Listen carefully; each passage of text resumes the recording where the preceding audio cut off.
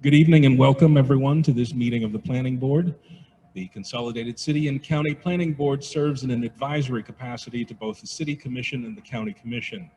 This evening we will be holding a work session on the Helena Valley Planning Area Zoning Regulations and Map. I'd like the board members to first introduce themselves. I'm your chair, Gregory Thomas. I'm a member representing the county. My name is Lois Steinbeck. I'm Quinlan O'Connor from the city.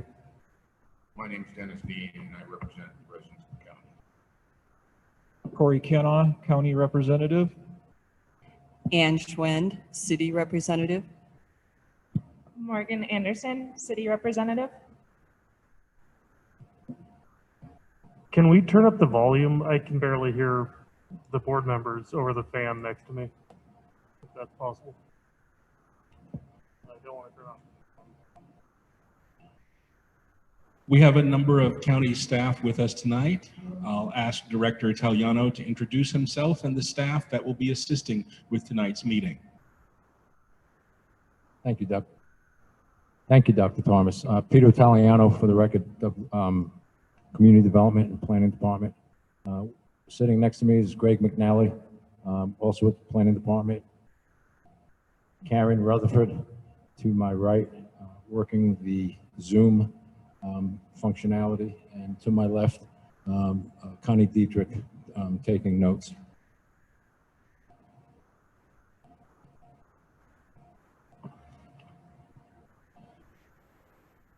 Before we begin our work session, Mr. McNally will explain this evening's procedures.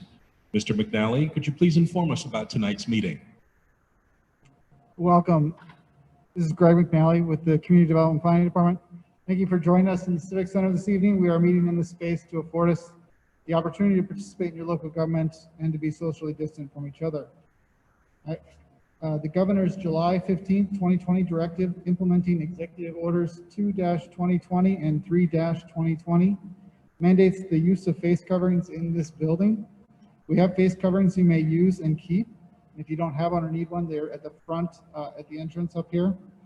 If you do not wear a face covering, I'm asking you to leave the building. If you continue to refuse to wear a face covering and not leave the building, I must ask a peace officer to enforce trespassing laws. There are exceptions to the mask requirement under Section 4 of the Governor's Directive. I won't read them all, although I will highlight just a couple. Persons seeking to communicate with someone who is hearing impaired. Persons giving a speech, provided the audience is separated by at least 6 feet of distance. So as individuals get up and speak, if they're more interested in speaking without their mask, they can take their mask off. Persons temporarily removing their face covering for identification purposes, if that's applicable here. And persons who have a medical condition precluding the safe wearing of a face covering. We are also hosting this meeting electronically via Zoom. We ask that you be patient should we have technical difficulties with this platform. For those of you that are participating via Zoom, we ask you to keep your microphone muted throughout the meeting unless you are acknowledged and unmuted by the meeting host. This meeting is being recorded and all public comments will become part of the permanent public record. As this is a work session, there may be limited time available for public comment. Comments may be made as an audio statement when the host unmutes you. Once called upon, please state your name and address for the record. We also ask you to join with an appropriate screen name when you join. Some people are also participating via phone, and if you have joined us by dialing in and would like to make a comment, press *9 to raise your hand, and when you hear the prompt you have been unmuted, please slowly state your name and address and make your comment. When you are done speaking, our moderator will return your call to muted, and you may raise your hand again by pressing *9. All participants will have an opportunity to speak before previous commenters are allowed to speak again by permission of the chair. We have Mrs. Diedrich at the computer up here to summarize your comments. And before you are done speaking, we will be asking you to verify that we have summarized your comments accurately. Because we have a live audience and others participating electronically, when it becomes time to provide public comment, we will alternate between live and electronic participants. For those in the audience, we've provided 2 microphones, which we will disinfect with the spray in between each use as directed by the Civic Center. We respectfully ask that you maintain 6 feet of separation between others for safety. Thank you, Mr. Chair. Thank you, Mr. McNally. The procedures we will follow in this work session are the following. The board will engage in a work session discussion with staff. As time allows, the board will then hear and/or receive written comments from the public, including proponents, opponents, neutral parties, or anyone wishing to make a general statement or comment on the agenda item. Public comments may be presented in any order.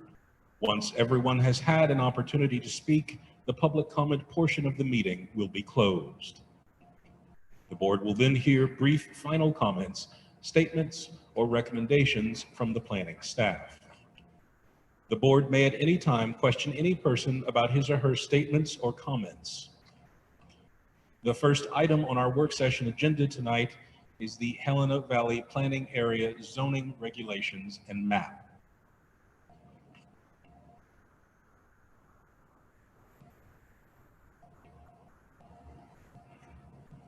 Mr. Chair, members of the board, and those in the audience, the planning board held the work session on June 25th regarding this topic.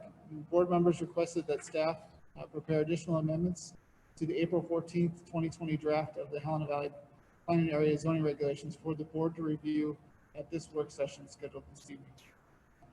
Subsequent to that request, the board chair also called another work session, which we held on July 17th, on Friday, and which we provided a preview to the board members present on staff's prepared amendments. The prepared amendments have been provided to you. They are labeled Exhibit C to Resolution 2020-01. These amendments are in addition to those provided to the board for their June 16, 2020 meeting, which was Exhibit B to Resolution 2020-01. And you might wonder what Exhibit A was. Exhibit A was the actual regulations drafted April 14, 2020. Mr. Chair, members of the board, I have the proposed draft amendments up on the screen. Again, these are in addition to the amendments that were prepared for your June 16th meeting as well, Exhibit B.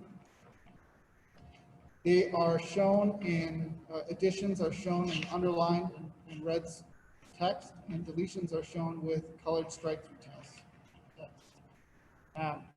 There are sections in this document that were included in the amendments in Exhibit B, and where those amendments were included, I also where they're included here in this exhibit, I also show them here. So to be able to see both sets of amendments there. But for a complete picture, you have to look at both exhibits. So I'm going to go through them as they go through each section. So in the section 3, which is our definitions section, we're recommending the striking of the water body buffer definition. This was on par with the recommendation that staff had made to you at our June 25th work session. And so we're just reflecting that amendment here.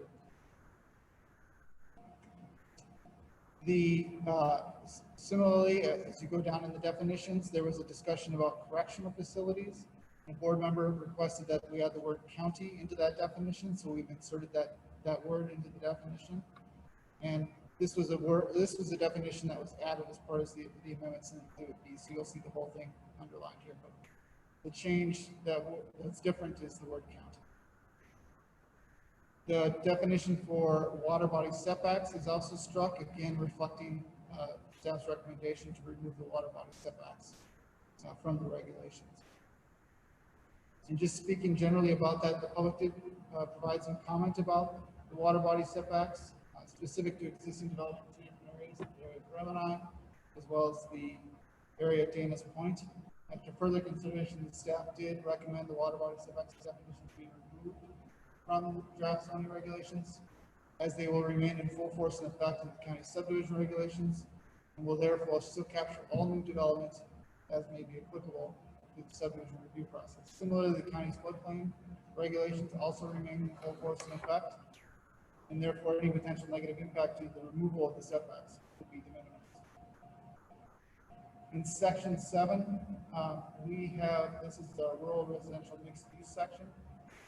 And in regard to the setbacks, we added some language for non-conforming parcels. So originally it was drafted, the setbacks for principal uses would have been 25 feet for front, side, and rear lots. Slightly different for accessory and conditional uses dependent, the same as principal or as defined with conditional uses. We've added this section 70804, which is a non-conforming parcel minimum setback. This is for non-conforming parcels, the front and side and rear setback shall be 10 feet for principal use, special exception use, and accessory use. Conditional use shall be subject to the same setbacks unless it's defined within C or P.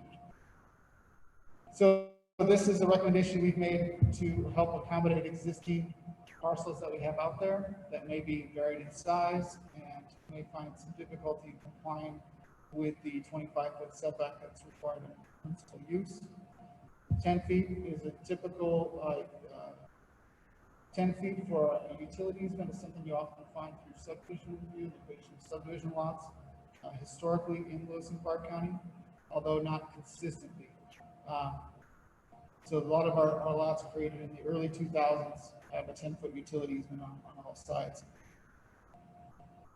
So we thought that the requested options to reduce the impacts of zoning on some of those existing parcels, particularly in the Ramona area, would be addressed by having a lower setback for non-conforming parcels.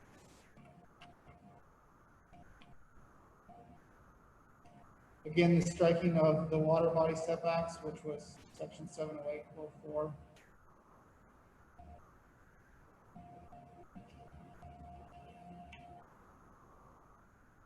The board had asked for some tolling procedures and procedures for applications and time limits for how applications are processed. We went through those sections, those applicable sections. The first one you come to is in section 14 under conditional use permit. And we provided some timelines for procedural stuff, for procedures of that application. You'll notice there was already one in there already, which is 21 days. And that was for the determination of the completeness. And we've added the word sufficiency as well, because that's pretty standard language for the county to be using these days. And we accept an application to make sure the application is complete and sufficient for review. We've added some language, or there was already some existing language for referral agencies to comment. That was within 30 days. Applicant can grant an extension of that 30 days. Staff would review the agency comments and discuss the concerns of the applicant that were raised by those agencies.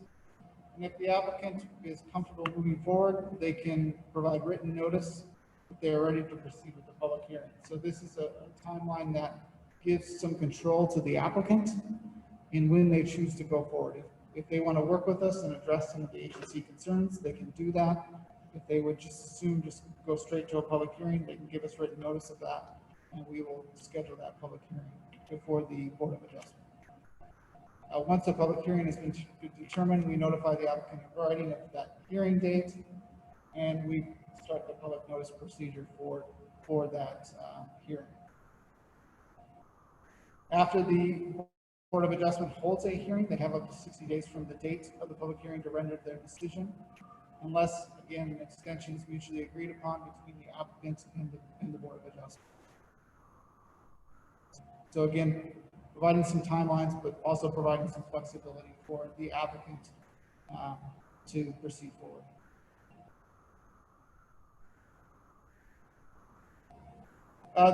There was a question raised on the 25th about our procedures for written notice. And we had some language that in the event the notice was not mailed to the budding landowner or otherwise failed to comply with the written notice required in this section, the landowner who did not receive such complying notice would waive such notice by submitting notarized written waiver to the Community Development Planning Department prior to the hearing. And at the time the question was asked, I don't think I quite grasped the question, but it's a very serious one in that we were potentially, with that language, putting a situation in which a budding landowner could hijack the process by saying they didn't receive. So the notice relies upon the responsibility for notice relies upon the county under these regulations, and striking this language would retain that.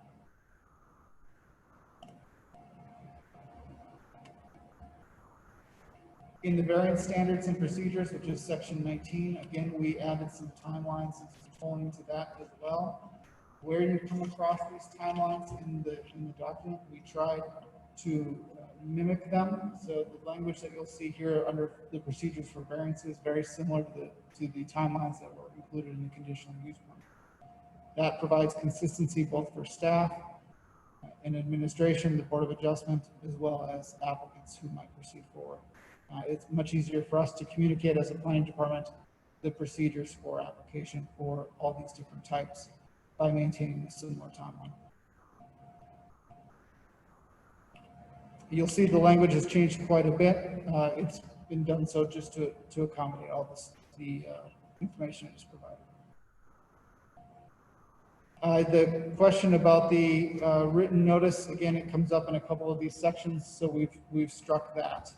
You'll see it struck here as well. There was some discussion about the administrative variance that's allowed under the draft regulations. It's an option available to the landowner. If they would wish to proceed, the zoning administrator shall have the authority to grant an administrative variance up to 25% adjustment in the zoning requirements. And we provided some additional language what that was specific to. And that would be specific to front, side, and rear setbacks and building height. That's without going to the Board of Adjustment. And that is solely an option available to the landowner. If they would like to just proceed straightforward to the Board of Adjustment, they may do so. Greg, can I hold up just 1 minute? All right, Aaron, would it be possible to turn this speaker up?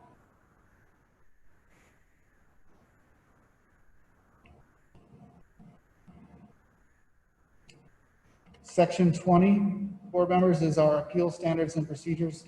Again, we added some tolling and some timelines to this section, very similar to what you see in section 19 on variance and section 14 on conditional use permit.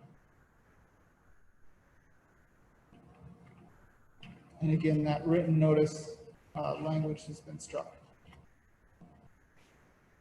We also, in that review of that, we were talking about tolling, we were talking about timeframes, and it's not uncommon for the subdivision statutes, in particular, they'll talk about calendar days, they'll talk about working days, and you have to be very careful and watch that as you go forward through those processes. And in our draft regulations, we've provided straight calendar days. It's always calendar days, and we just refer to it in the document as days. And in this one instance here in section 200601, we actually provided the word calendar. We don't need that word. We're proposing to strike that word because that adds a little bit of confusion that suggests where you just say days, that it means something other than when we actually specifically, in this case, said calendar days. But it's always going to be calendar days in this document. And that concludes the amendments that staff prepared for you. And Mr. Italiano, if you wanted to add anything or before we take questions. Thank you, Greg. No, I don't need to add anything at this point, Chairman Thomas. I did want to introduce two additional staff to the planning board and to the public. We had some requests in the past from some of the planning board members with regard to the issue of water in the valley. So tonight we have our hydrogeologist, James Schwerk, and our supervisor of the water division, Jennifer McBroom, with us also. So they're available to address any questions that the planning board members might have.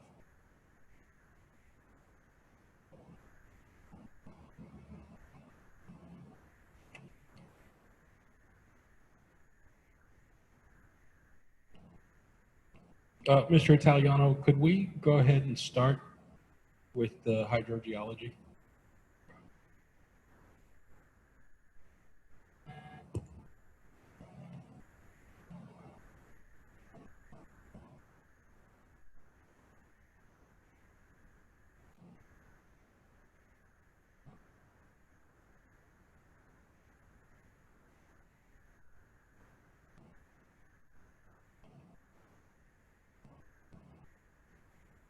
Mr. Chairman, members of the board, I'll introduce Mr. James Swerk. He's our hydrogeologist with the Water Quality Protection District for Lewis and Clark County. Thank you, Mr. Swerk, for being here. I believe the board might have some questions for you.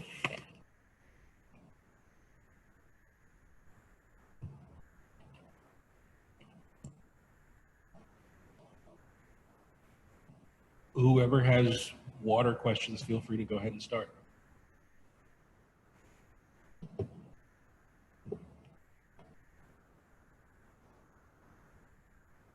Mr. Stark, thanks for being here. I really appreciate it. We've had public testimony that there's ample water, plenty of water in the Helena Planning Valley area to build whatever people want, maybe even at a density of 1 house per acre, and that studies have thoroughly documented water availability. Could you respond to that comment, please?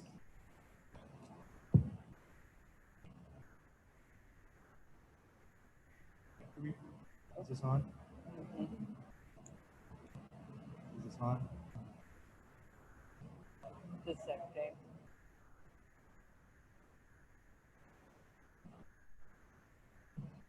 This one on? Yeah. Yes.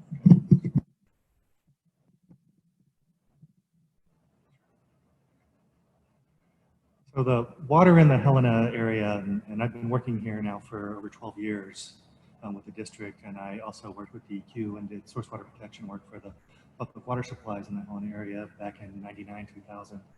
So I've been working on Helena water resources for quite a while. But one of the things that we see is that geology will really dictate water availability. We also have to look at recharge sources, and we know that we don't get a lot of recharge. We don't get a lot of rain and precipitation, especially in the valley. But when we look at water availability, the Helena Valley Aquifer, kind of look at 3 aquifers. Helena Valley Aquifer is the primary one in the valley, and it's an alluvial aquifer, very permeable. There's lots of water. It's supplemented by the irrigation system. So when we look in the valley proper, there seems to be plenty of water. It's shallow groundwater. Sometimes there's too much with flooding, or shallow groundwater impacting on-site wastewater treatment or things like that. So if we move out of the valley and we get into the other areas, there's what we call a tertiary aquifer. And that's has 2 components to it. As science happens, we move forward and we get more data and we learn a little more about it. So when the original studies were done, they had bedrock aquifers where we see in the mountains and the North Hills and everywhere around. And they talked about these tertiary aquifers as well, basically noting that they were mostly coarse-grained and provided good yields. The bedrock ones are their own thing, but so when we talk about bedrock aquifers, and this is what studies were done in the North Hills and the Scratch Gravel Hills, kind of responding to drought and depletion being pumping of groundwater resources. We do see that they have lower permeabilities and the yields are less in those wells. With that in mind, we actually have areas around the valley where we do see depletion. If you look at the groundwater contours from 1992, a USGS report that was put out by Brian Madison. Those are from a model, but they're still representative of the valley. We can compare those with contours developed in 2011 during the middle of the Bureau of Mines and Geology study for the valley, and you can actually see where there are areas of depletion. We see this in the North Hills, and that was actually addressed in the study that identified that with their model, but we also see that over by the Scratch Gravel Hills and some other places. So, you know, when we start seeing significant depletion more than 50 feet or something that can impact neighboring wells, I think, then we have to start thinking about what's going on. Now we get to the tertiary aquifer, and this is poorly defined, but the best example of it is on the Spokane Bench, where you have Emerald Ridge. I don't know if anybody's familiar with that. It's a subdivision that's just east of the Fox Ridge Golf Course, and it was developed in 2004.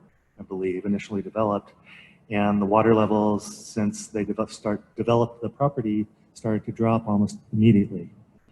So now it's been drawn down 150 to 200 feet in places people have had their second or third well. So those wells, obviously there's risk with developing. The geology of that is what we call again, when I say more science, the Bureau of Mines and Geology has just put out a new map of the area, and they're identifying as what they call the climbing arrow formation. And it's a clay-rich unit. It just does not yield much water. It's predominantly volcanic ash converted to bentonite. Bentonite's an expanding clay, but the point is that it just doesn't get the yields. And we do see that at Emerald Ridge, that if we develop in that at a relatively high density, 1 to 2 acres per house, that we do potentially have problems. They're demonstrated. And with that also, we see that it's right next to the Helena Valley Aquifer, and where there's plenty of water at the golf course, and somehow we're not getting recharge back from that into this subdivision, which is what I would have expected, and I would still expect it today if I didn't know the other data that was available. So when we start looking at the 3 aquifers, the Helena Valley Aquifer, plenty of water in the valley, irrigation waters especially supplement that. The tertiary aquifer, which is we mostly see in the Spokane Bench on the east side. There is some coarser stuff above that that gives decent yields. And also some of the drainages moving towards Canyon Ferry Lake have gravel bottoms that are filled, that are wells in that get good yields, but there's limited number of wells in those. So, they may or may not provide yields to more houses. The climbing arrow part of the tertiary, we know, gives limited water. And then we go to the bedrock, which is what we're talking about in the Scratch Gravel Hills, the South Hills, the west of town, all the way up to the Divide, Marysville, and those places. Then we get yields are harder to predict. The Bureau of Mines and Geology did a number of pump tests during their studies in the Scratch Gravel Hills, in granites and different types of bedrock, and also the North Hills, and they determined kind of an average hydraulic conductivity or permeability for those units. And so we can kind of get a sense of how fast water will move through it. But, to answer the question, in the Helena Valley proper, plenty of water. When we get to bedrock, there is limited, and we see drawdown. Tertiary, the upper part has water, but that's connected to the Helena Valley Aquifer. But when it's the clay-rich climbing arrow formation, there's more risk of having problems with your wells.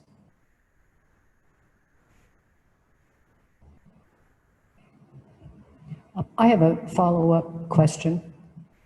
So just to summarize, Helena Valley floor, we're fine.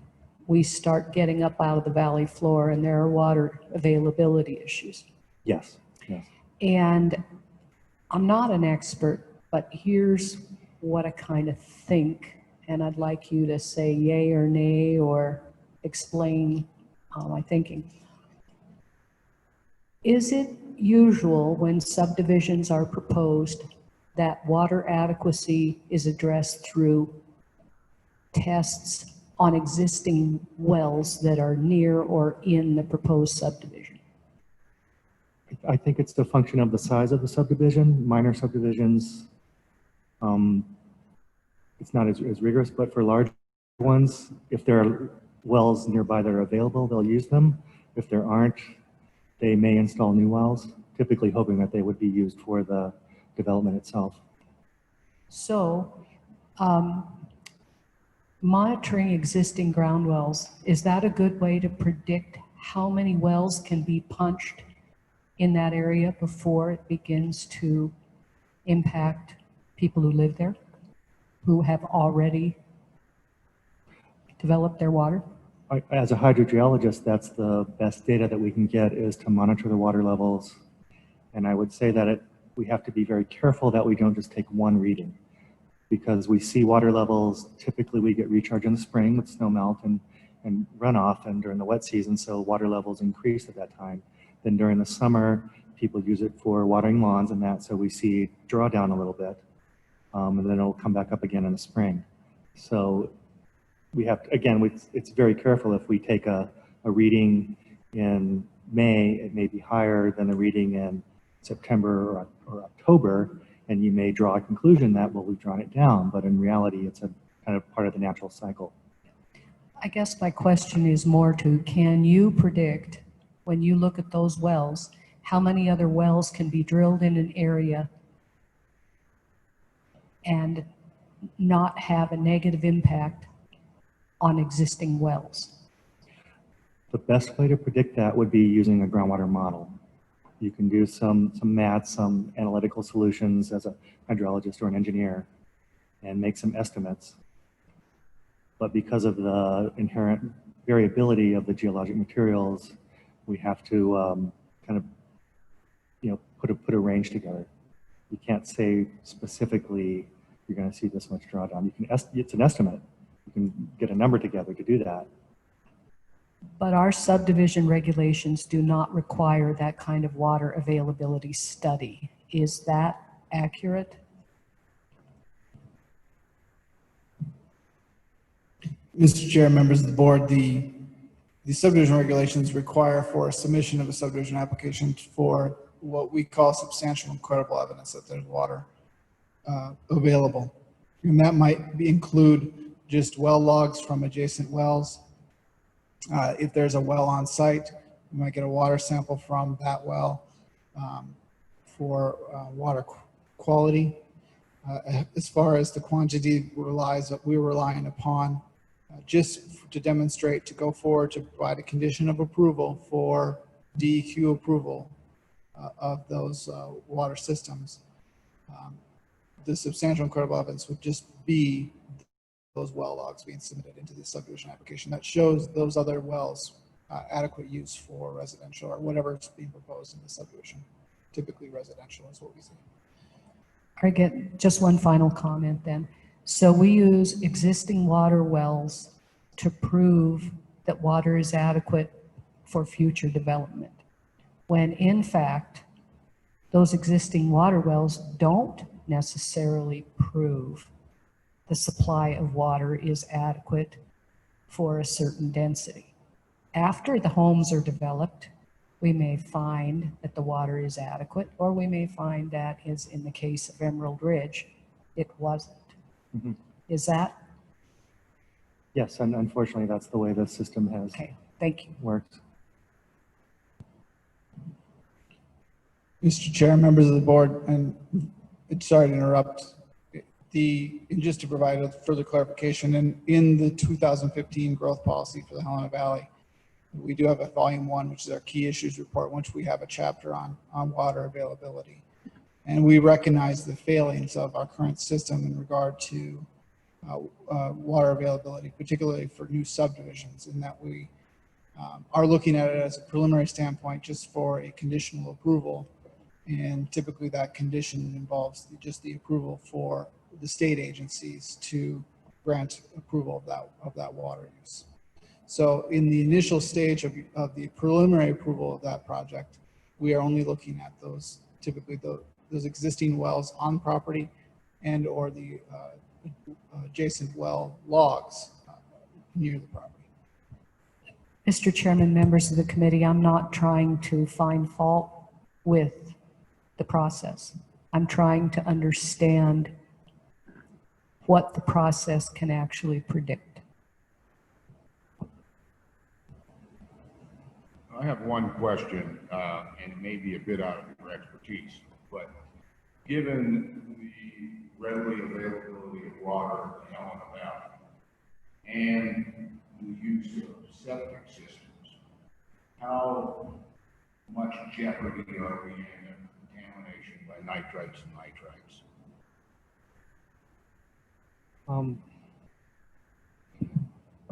I think the studies have shown that within the Helena Valley, there are places where there's impacts, but there seems to be enough water moving through that those are localized. And when I say an impact, it's just an increase in nitrate, not necessarily to the drinking water standard, but as far as just impact to the water quality. And a lot of the wells are drilled below the surface because septic systems or on-site wastewater treatment, you're infiltrating to the top of the water table. And so when the wells are drilled below that, or well below that, you really reduce your risk of picking up something like that. When you get into the bedrock areas, or even some of the tertiary, the clay-rich tertiary, but the bedrock areas, because there's a lot more of it, you have fracture flow, we have very thin soil profiles over a lot of those areas. And so in some places we don't see things where we sampled, in other places we do.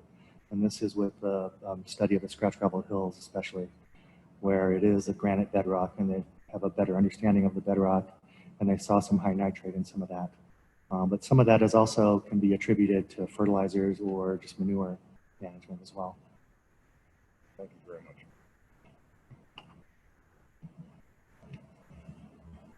Thank you, James. I think you helped us understand a little bit about how complicated the hydrology is in the valley. So thinking about this, if what we're trying to do is address water resources as a concern, would it be possible for the Lewis and Clark Water Quality District to create a map that helped us understand where are there areas or identifying areas that are potentially where we can see denser development and other areas where we probably should stay away from? And I'm thinking about the Emerald Ridge subdivision, and that's something that makes me incredibly nervous when we permit subdivisions and we're using the criteria that's developed through the subdivision regulations for determining, doing pump tests and determining water, physical availability of that water. But what we're not determining is when the people move in and they are beginning to consume more water, particularly through their landscaping, what are the impacts to the recharge and the hydrology of that? So if we thought about doing a study that might really guide us more than sort of hunt and peck and putting wells in and then hoping that they aren't going to impact, is that something that the Water Quality District could take on? I think when we look at water availability, I like to consider it as risk as you know, because some places where you think there's no water, there's good water, and vice versa. But such a map to me would be taking the geologic map and looking at the different geologic units and what data we have for those, so we know that this permeability is that. We could look at soil maps as well and superimpose that. And from that, we could make estimates of the permeability within these bedrock units is between 0 to 10, so kind of order of magnitude, where in the Helena Valley, it's in 10s to 100 feet per day. And in the clays, it's 0.1 or 0.01, and do maps like that. That would, again, to me, it would be more of a reflection of risk, because you can go and drill a 1,000-foot well on the Spokane bench in some places, and they're not getting water. And so, you know, we have these dry places, but and even in Emerald Ridge, it's easy to critique in hindsight.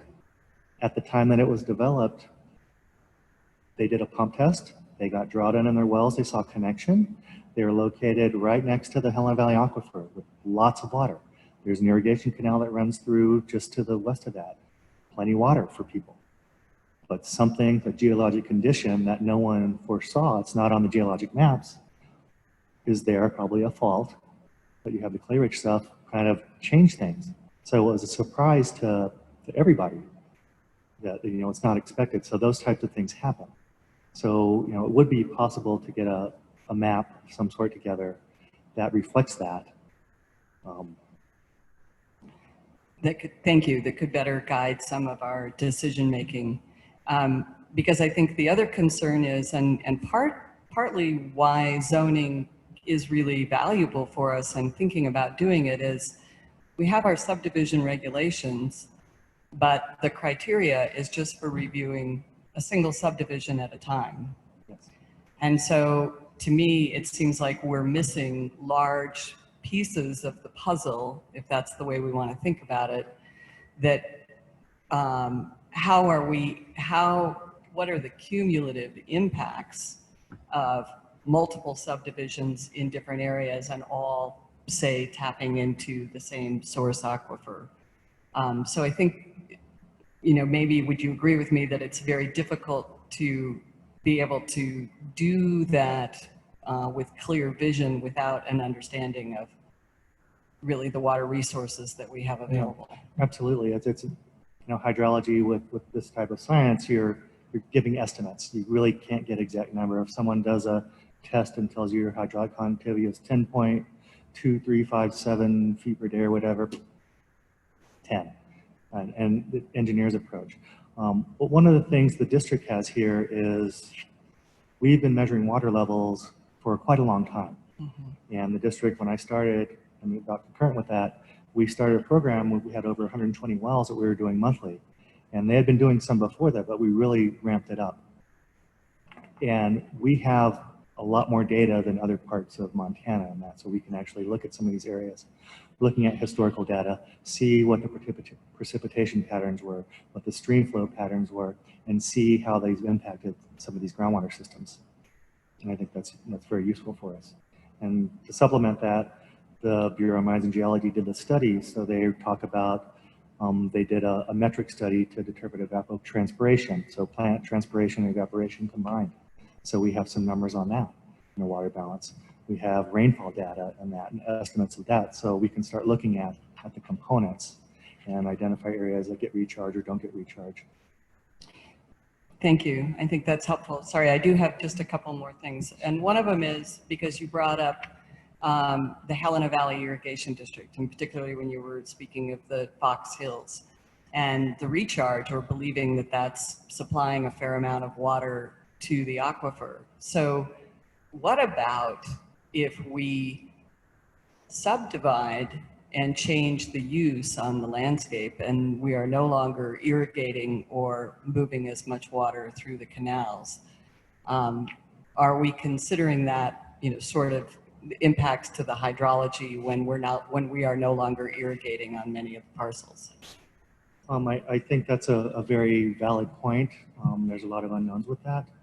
There's a simulation in the Bureau of Mines and Geology did a model for the North Hills and the Scratch Gravel Hills.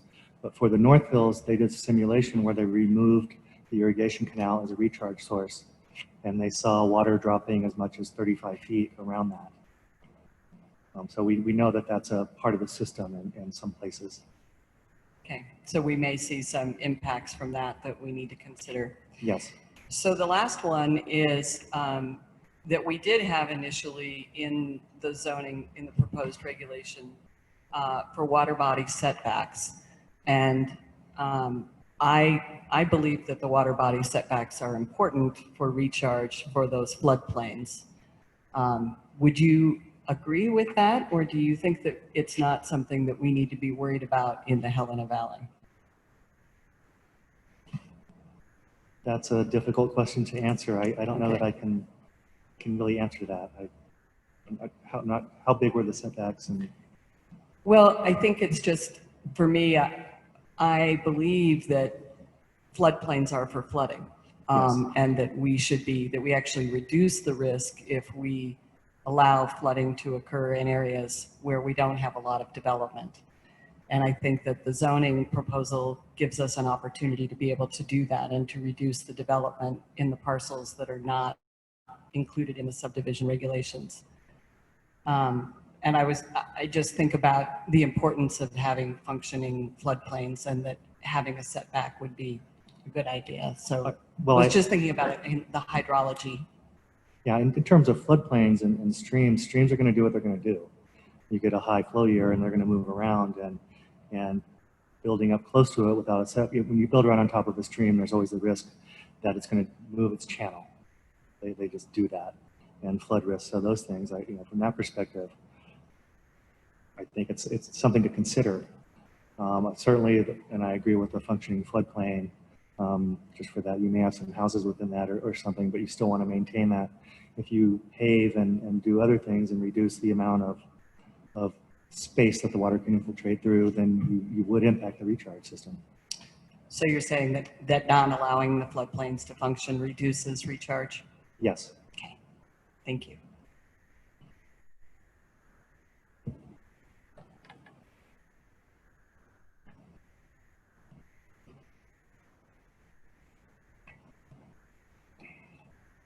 And I would just add, thank you. I feel like we're really lucky in Lewis and Clark County to have a water quality protection district, so appreciate the work that you do.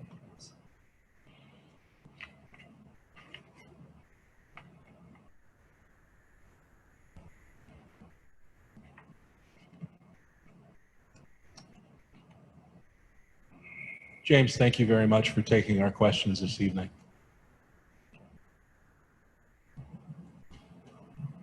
The floor is now open for discussion.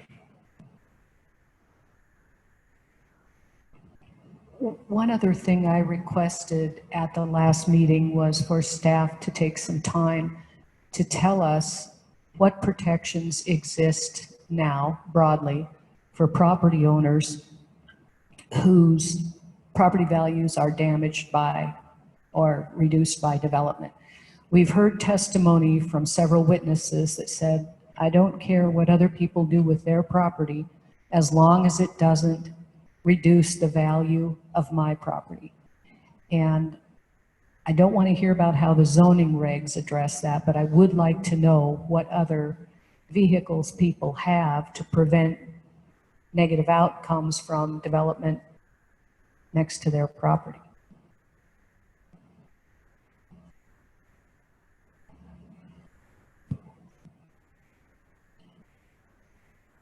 Chairman Thomas, planning board members, Member Steinbeck, if I understand your question correctly,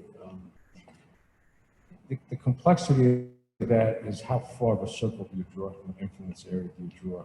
So if you're within an area, say a subdivision for argument's sake, that particular subdivision might have covenants, okay, conditions, constraints, restrictions, etc. And to the extent that they apply to the parcels within that subdivision, they can't afford property owners a certain level of protection. But outside of that area, they don't provide any protection whatsoever. So again, you get into this issue, whether it's with covenants or it's with what is often called Part 1 zoning, which again is specific to small areas, kind of a myopic as opposed to a strategic look at zoning. They afford some level of protection as well as restriction, obviously, on the particular area that they apply to. But if your house is on the edge of a subdivision, those covenants or that Part 1 zoning won't do anything to protect you if someone comes in on the adjacent property with, say, a dance nightclub or a smelter plant or an asphalt batch plant or something like that. And that's where the strategic approach to zoning, the Part 2 county-initiated zoning, fills that void.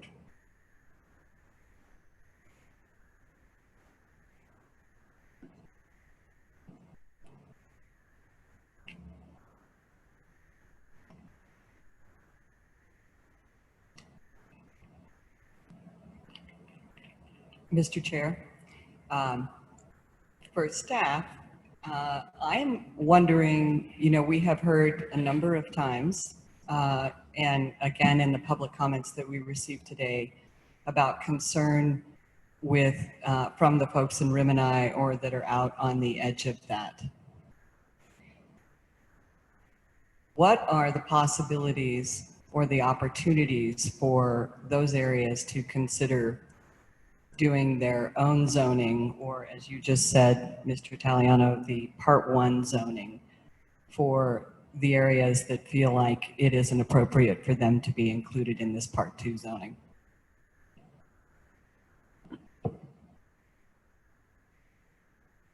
Chairman Thomas, planning board members. Member Schwen, it's a great question. Say Rimini, for instance, since you used that example, the folks up in that area certainly could petition the county to create a Part 1 zone district up there. There's a pretty clear process in statute for that, and it would apply to them just as it does the other 35 some odd Part 1s in the valley. The other issue I think you raised in the past was what I call a carve-out approach, or pulling back the rural mixed-use area from that area, and staff's opposed to that because it starts to get into an area that would potentially lead us to inconsistency with the growth policy. And from my perspective as a professional planner, I feel strongly that this thesis that they are somehow not part of the valley is just flat out incorrect. Clearly, if anybody's been up in Rimini, geographically and culturally and environmentally, it's different than, say, North Hills or Spokane Bench. There's no doubt about that. But from a reality standpoint, day to day, they're not disconnected from the aspects of what's happening in the central business core area, as well as other parts of the valley. In other words, folks that live in Rimini come into the valley on a regular basis. Their children play soccer in the fields in the valley. They come in for shopping and whatnot. So to suggest that there's somehow this magical disconnect, I just don't subscribe to that thesis. Now, I do think that, as I've said before, and you see, say, even right here in River City with the city of Helena, if you look at their zoning map, they've got a much more fine-grained approach than what we proposed.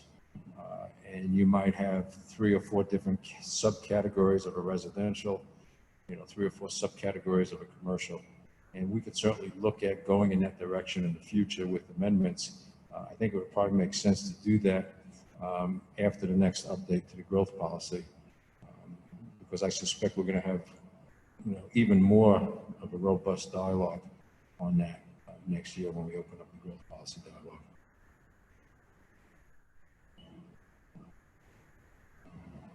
That's what I was going to ask. What is the potential, what opportunities are there to be, I guess, more granular, like you said, in the rural districts? Because, I mean, it's a large valley, and I feel like even the water issues or WUI issues, there's so many different things that are affected by development and affect development, to do rural 1, rural 2, and delineations based on that. Is that, I don't know if you do it through overlay zones or just pay more attention to the context of the area. What are those possibilities? Again, great question. Overlays are a different animal altogether from the concept of carving out. I certainly think those are an opportunity as well. If you look at the zoning code that's drafted right now, table contents, we've identified the plan development section as an overlay that we're in the process of writing, and there's a couple of sections reserved.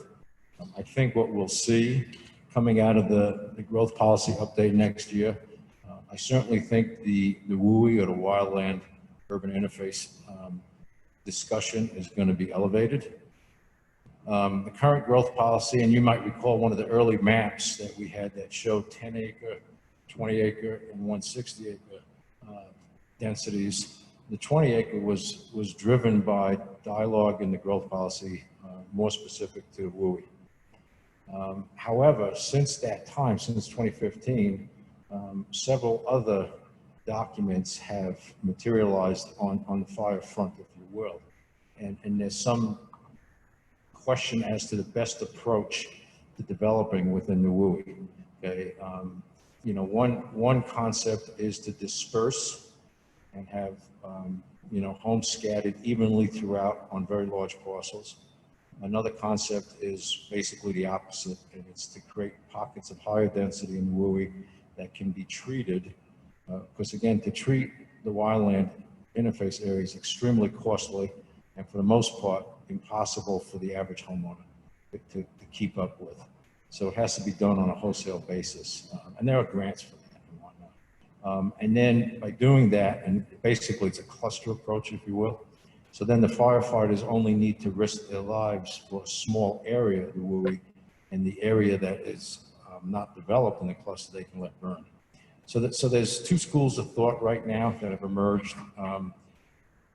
About 3 years ago, I believe, Greg, our county was selected as one of a few in the nation, and a study was done that is often called the CPOR, Community Planning Assistance for Wildfire. That has a lot of great information in it. Since then, there's been some, there's a working group, the Tri-County Fire Working Group, and those folks have done quite a bit of work at a more localized or fine-grained level.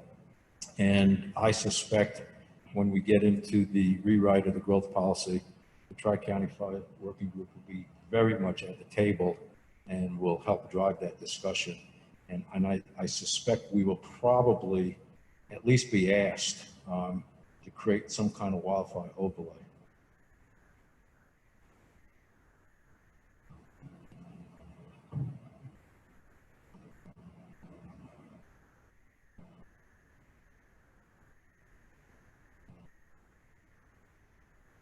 So just to clarify, some of like the more contextual zoning may come with after new growth, like after some of those new growth policy, and if like it can be addressed in the new growth policy.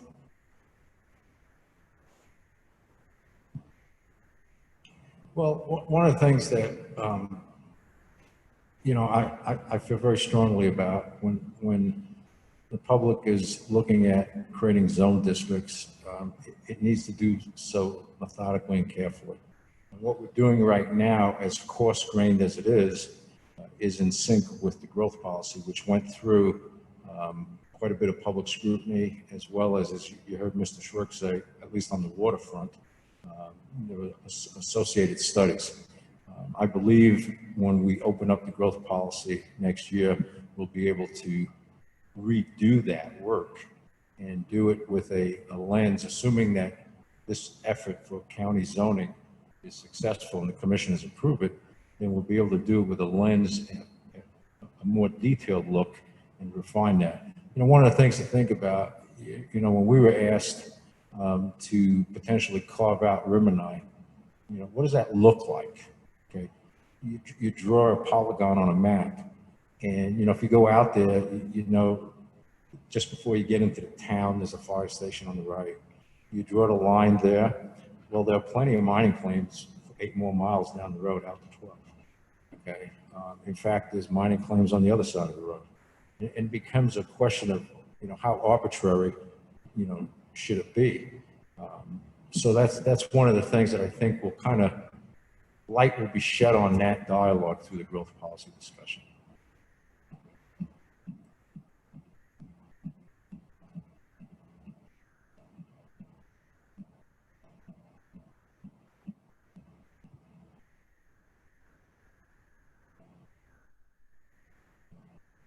Okay, why don't we take a 5-minute recess? We'll reconvene at 7:05.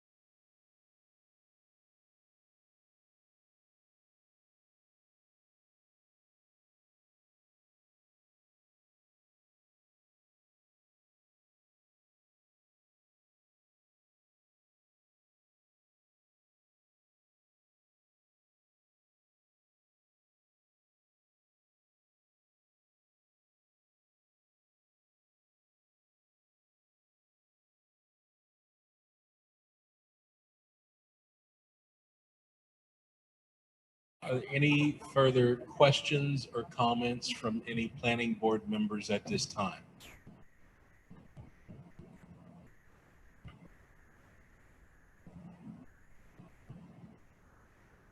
Mr. Chair, thank you. I did just want to say one of the comments that we received today that I thought was quite good, and I believe it was actually a letter to the editor in the paper from, I believe it was from Gus Byram. And was Gus the former Lewis and Clark County planner? Yes, thank you. I thought that he had some really good ideas in there, or some suggestions, and wondering if staff could talk to us a little bit about the comments that he made.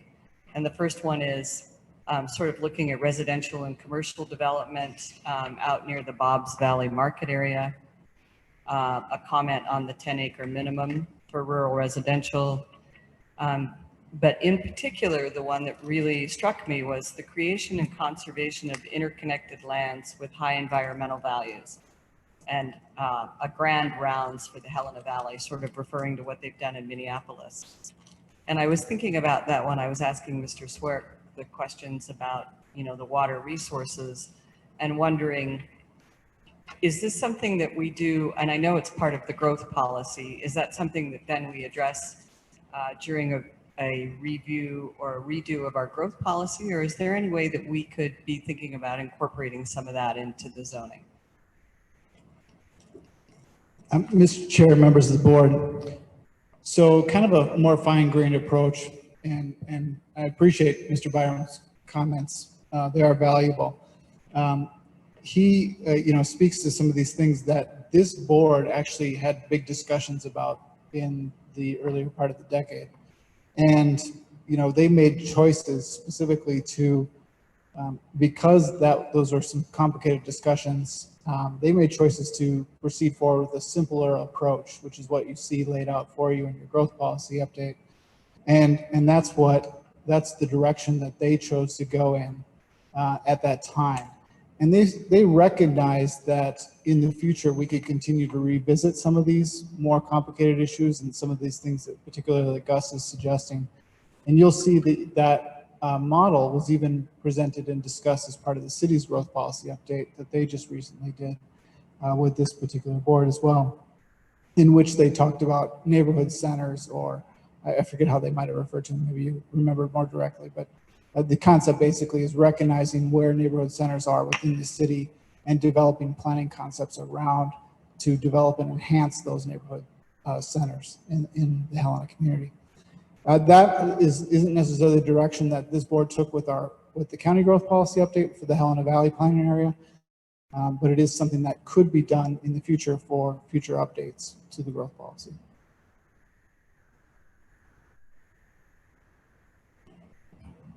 Chairman Thomas, Member Schwen, great question. Gus and I have had many conversations about his letter and his ideology. And I think, as Mr. McNally stated, it's not something that was lost on this board in the past. And certainly, I am really excited about the opportunity to revisit those comments and concepts with the next growth policy update. One of the things, if you think about, looking at the Emerald Necklace, Boston, or the Minneapolis Rounds concepts, those are things that really ought to be organically brought out by the public, by the citizenry. Those are very large concepts that have all sorts of impacts, some positive, maybe some not so positive. But one potential positive from those is the idea of aquifer recharge, potential infiltration galleries, and the ability to better manage the water availability within the valley. I spoke with Mr. Tubbs over at DNRC about a year or so ago on the idea that, we're so lucky in this area that we call Helena, because we have this incredible bucket of water out on the big lake. And in concert with that bucket of water, we have this incredible conveyance mechanism, the canal system. And the day will come when the canal system its purpose for agriculture may be lessened, and it may be converted to more of a municipal conveyance mechanism. And even in the interim, it may have a yin and a yang opportunity there, and moving large portions of water, blocks of water off the lake into infiltration galleries can have all sorts of potentially positive impacts on the aquifer that I'm not going to get into the details. I'm sure Mr. Schwartz would wax poetically on that, but I won't try to do that. As far as the concept of the mixed use commercial and residential up at Bob's Valley Market, so it's one of the key reasons why, if you notice, the rural residential zone district that's being proposed is hyphenated and says mixed use. And the conditional use permit process kind of affords that blending. It's not as smooth flowing as you would see in larger areas that have a more refined approach to zoning, but I think we can get there over time. A couple of planning board members have raised the issue about overlays. There certainly could be a town center type overlay that gets looked at. Again, I think that's something that we really need to see an organic effort from the public driving that. Back to the rounds for a minute. I sit in a lot of meetings at the city county building that kind of cross the line between the city and the county. And one area has to do with parks and recreation. And I just want to remind the planning board members, as I suspect you all know and don't need to be reminded, but I will anyway, that the county does not have a parks department. So, if you think about the old adage, crawl before you walk, it's kind of where we're at. And I think this zoning effort is setting up a lot of opportunity for that in the future. I just want to say that. But we welcomed Mr. Byram's concepts, because we certainly support them internally in the office.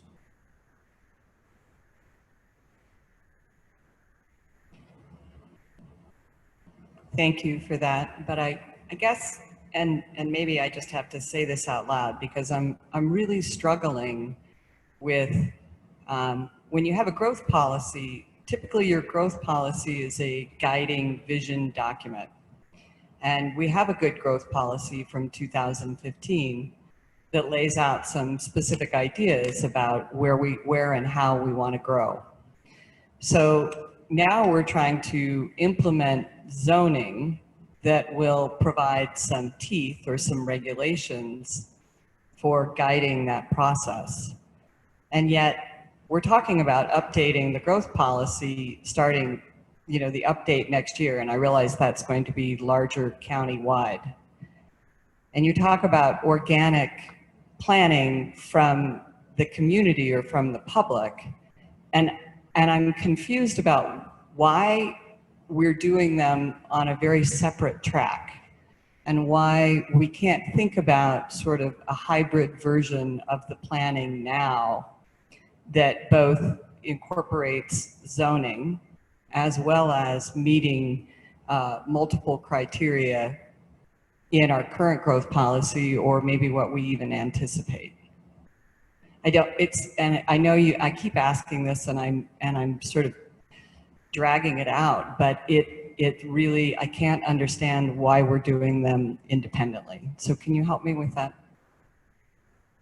Mr. Chairman, members of the board, our office is continually in a process in which we're looking at our growth policy and involved in investigating long-range planning and the best way to move forward to meet the needs of the residents of our county. And the process in which we do that is a lot of community engagement. And Mr. Italiano is certainly very optimistic in that in the next year, we're going to update that growth policy. And perhaps I'm a little more pessimistic, a little bit. I don't want to go against his direction, but it does take some time to involve the community and to engage the community and hear from the community about the direction that growth policy will set, so that when we get to a point we're at with regulations, that we can move forward with those regulations. So for instance, the direction, the growth policy that we're currently operating under gave us the direction with the support of the community to proceed forward with the type of zoning that you're seeing here today. So we're implementing that element, that land use element of that policy. That's one element of that entire document. There are others that we will continue to proceed to implement.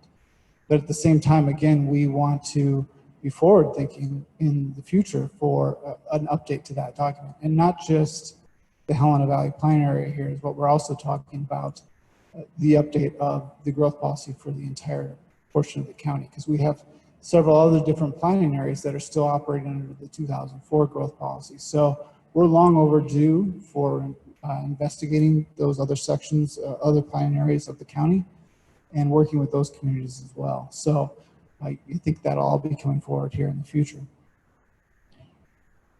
So if we think about public process, and maybe I'm being naive, but, and I know that what we're developing is a regulation, is it not possible to engage the public more in developing the zoning regulations rather than creating a document and we're getting a fair amount of public comment, but rather having something that could be a little bit more organic, so it isn't quite as one size fit all? Or is that just not practical? Is that what we're trying to do? We're trying to create this umbrella zone, and then we're expecting that people will come back and fine tune it? Mr. Chairman, members of the board, we anticipate 100% that regulations for zoning will be amended throughout over time. Zoning regulations typically are amended over time. We can point to many different documents that are adopted by other counties in which their zoning regulations have been amended multiple times. So it's a continual process in which we're looking at those regulations and evolving those regulations to meet the needs of our residents. So it's a continuous process. But it isn't something that we can be doing at this point? Members of the board, Mr. Chairman, the staff has been engaged and has reached out and gone out and done some community outreach. We've reached out and gone to some agencies and heard comments. We've made changes along the way. We've been involved with you guys for some time now with talking about zoning regulations and talking about the regulations that have now been proposed. That's where we're at today. So we've been doing that. You've been getting public comment. You have multiple pages of public comment available to you, and we're in that process.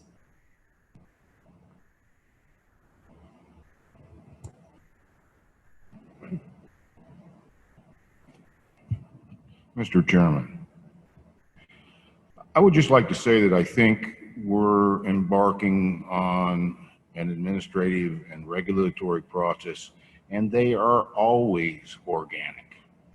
It is never one size fits all, nor is the first draft, the next draft, the last draft 30 years later. It's an ongoing process, and we have to begin.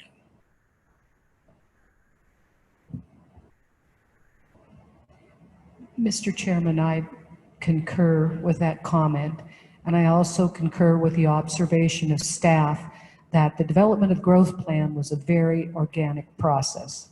And people who thought the growth plan would be implemented and adopted, they've been waiting.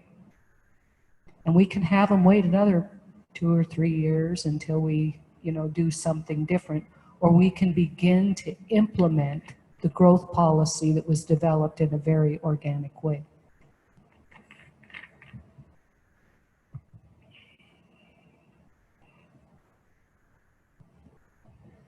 Any more comments or questions from the board? I have, I think, 2 questions on the what are we on? Exhibit C, the proposed amendments to the plan. So really for staff, I guess. The first is on 708.04, the non-conforming parcel minimum setbacks. It's page 3 of Exhibit C.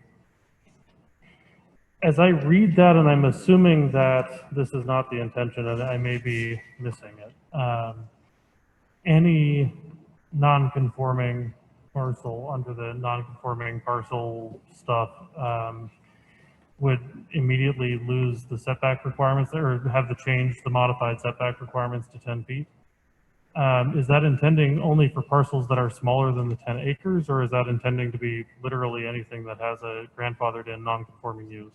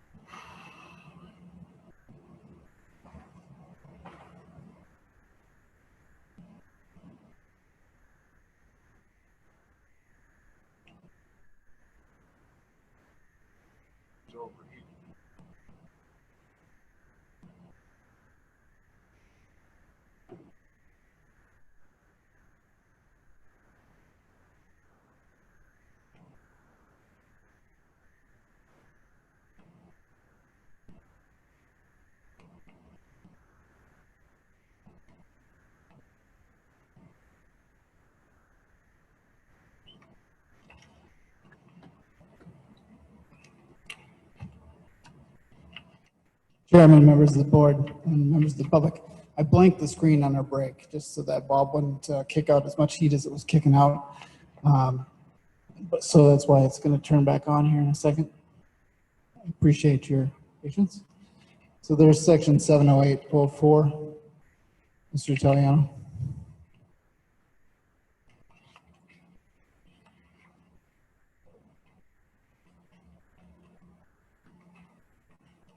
Planning board members, so the question had to do with whether or not it was our intent to reduce the setbacks to 10 feet for all non-conforming parcels, or whether or not the intent was to grant that reduced benefit to parcels under 10 acres. Was that the question?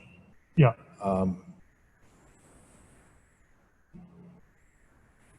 The way this is written, if a parcel was 9.9 acres, it would be non-conforming.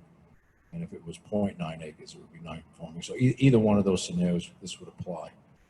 So I'm not sure exactly if I'm answering your question or not. No, but I'll clarify. So the non-conforming uses section in section 18 defines non-conforming use of structures and lands, and it's all about the uses of the land. And then separately, we've defined minimum parcel size to be 10 acres. And so I guess if we're going with what section 18 of the regulations say, then it would, as I read this proposed amendment, it would kick out the setback requirements for anything that is a grandfathered non-conformance.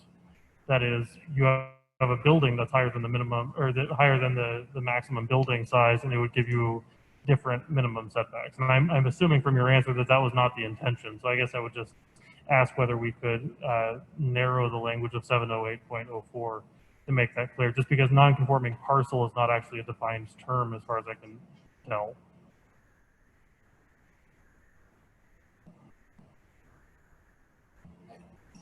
I apologize, but without my reading glasses, I'm going to defer to Mr. McNally to read you the text. How's that? Mr. Chair, members of the board, as if my eyes are much younger.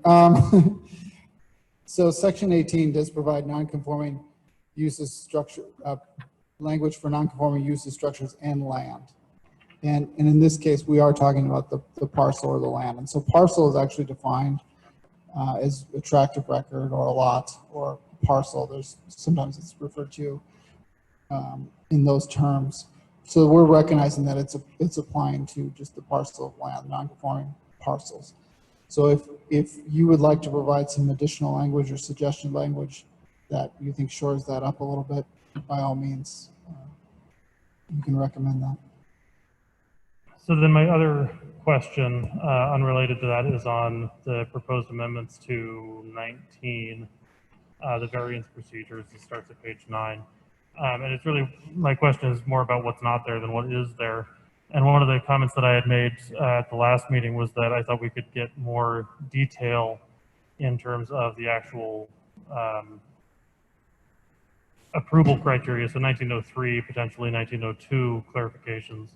And I don't see that here. So I guess I'm wondering if it's staff's feeling that we can't provide that clarification, or that there isn't good options for what to include in 1903 or 1902 to provide further clarification, or something else.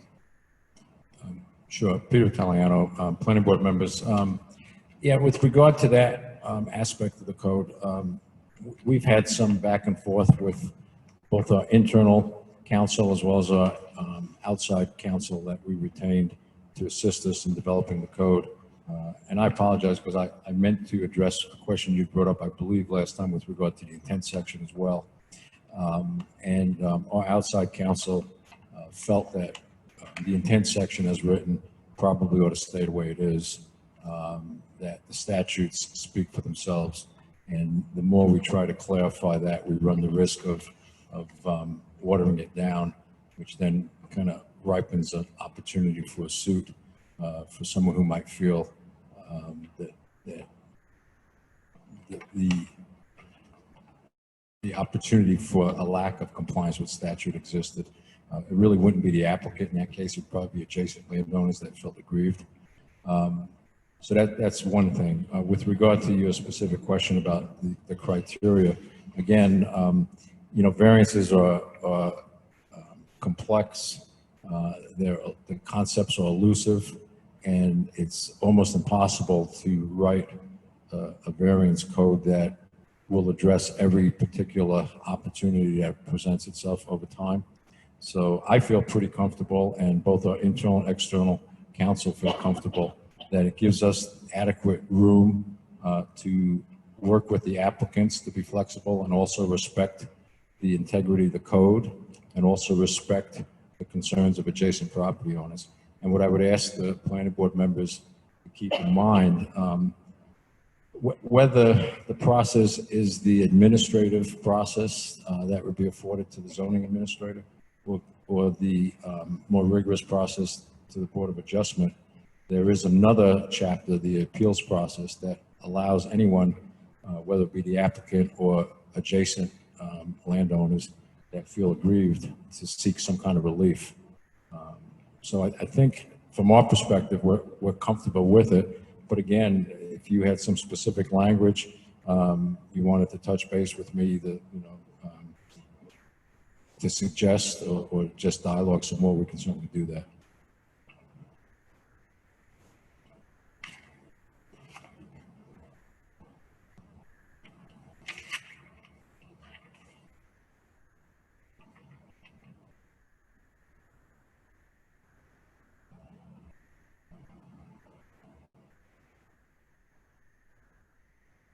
Any other board comments or questions at this time?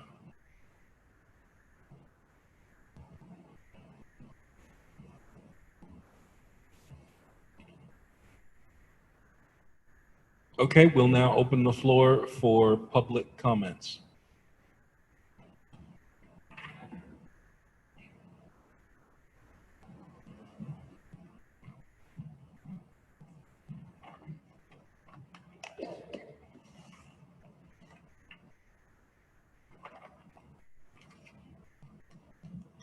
Chair, committee members, I've written down a few things as this has gone along, so I may be jumping around, but I'm kind of following the discussion.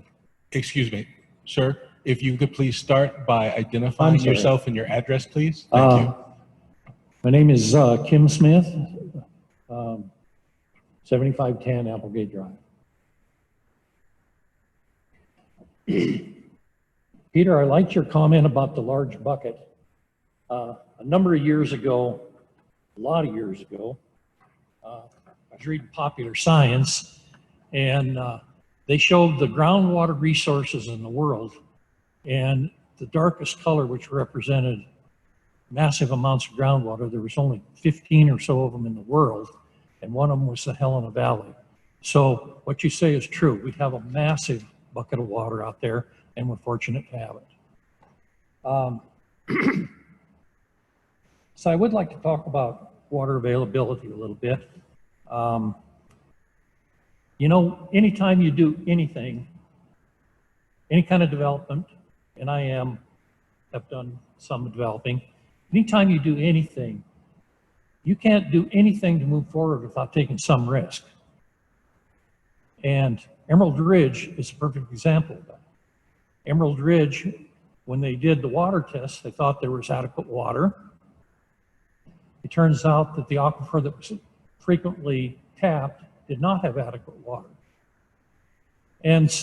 But today they are going a lot deeper and they are finding what seems to be adequate water. But the point is, if you are paranoid about any kind of risk you're going to have, you're not going to move forward. And so there's also risk in not doing things. And I'd like to talk a little about that. One of them is if you take and, because you wonder if there's adequate water, if you take a large swath of ground and you make it 10 acre only, you have risked all those people's, the homeowners, some of their property values. You may have also cost the county some opportunities, and I'll get to that in a second. So I think you have to be very careful, and I think the Bob's Valley Market reflects that to quite a good degree.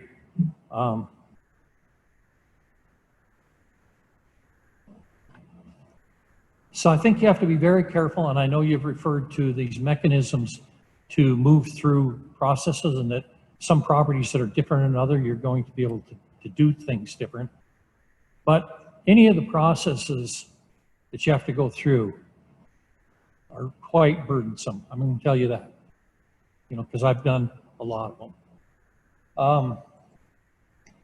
Your comment about property values, the gentleman that says, I don't care what you do, as long as you don't reduce my property values. You know, there's a flip side to that coin, and that is that the people that were there previous to the landowner that owns it, that has been maybe using it as an ag use or something else, the previous people that have moved in have reduced his property values. And so if you reduce anytime you reduce what somebody can do with their land, you're affecting negatively property values. So on one hand, you're trying to protect the people that are already there, but also, if you let that determine what everybody else around it can do, you're now affecting their property values too. And I don't see much difference in it personally. That's just a personal opinion.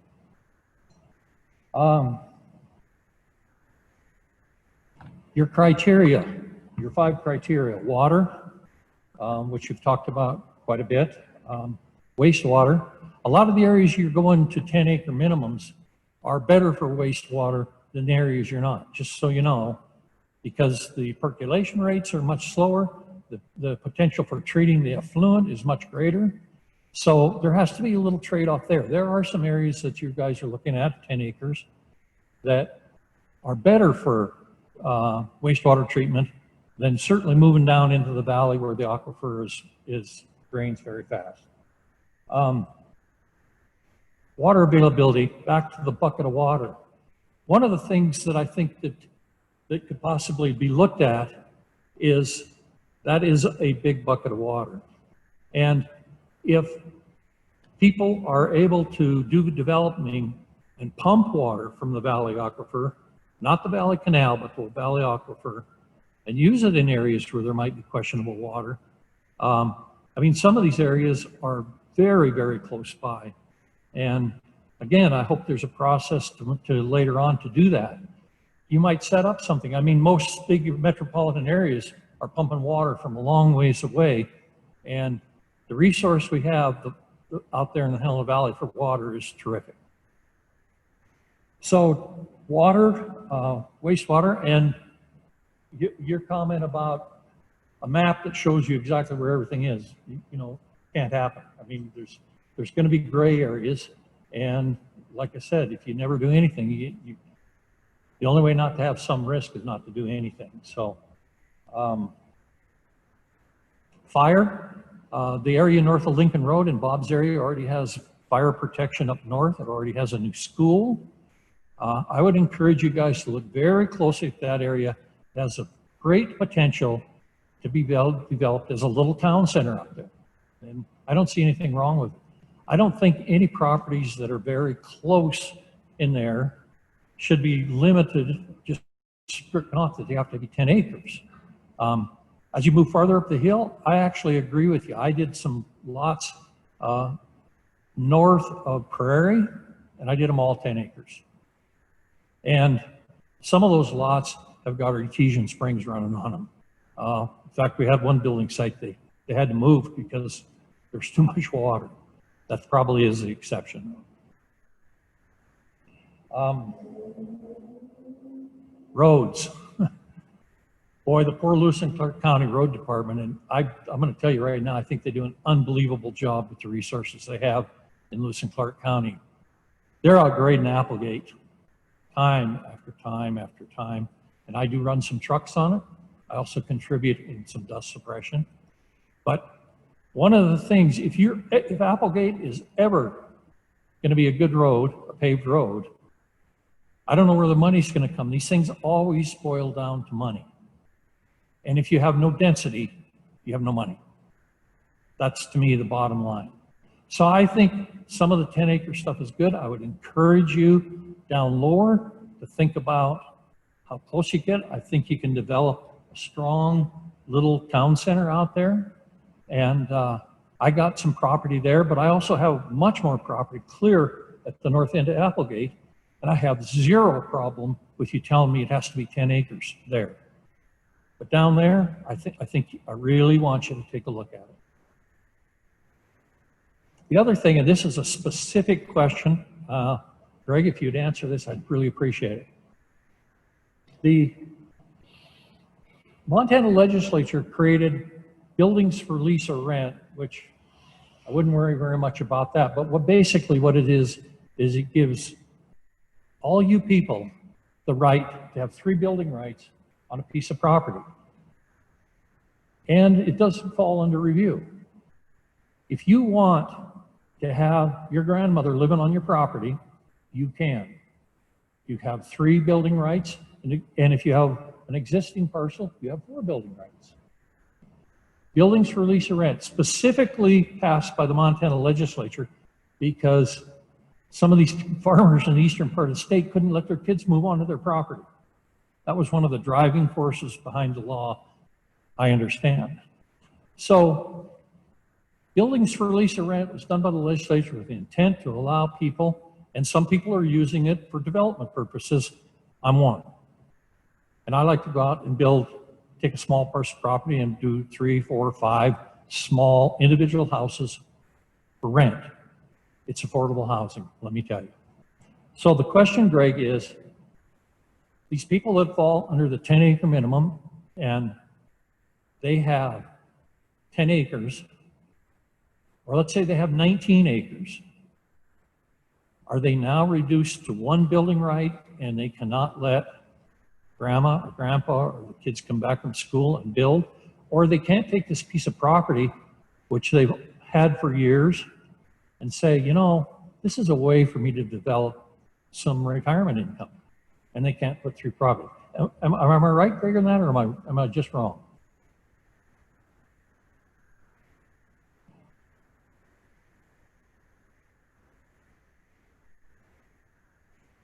So specifically, if you have 19 acres, and you have a house on it, do you have 1 building right or do you have 4 building rights? Mr. Chair, members of the board, Mr. Smith. So under the draft regulations, the draft zoning regulations, there would be the permitted uses include residential. It would include a single residential unit. Also, you could have 2 units. That's also permitted under the residential. So it'd be 2. So if you had 19 acres, you would have the ability to have 2 units. 2, and then there's multifamily that would be allowed through the conditional use permit process. Okay. So the zoning regulations, which the intent of the legislature also was to, when a county or jurisdiction didn't have zoning, the buildings for lease or rent could be a tool that could be used. So with the zoning, the buildings for lease or rent tool would no longer be utilized.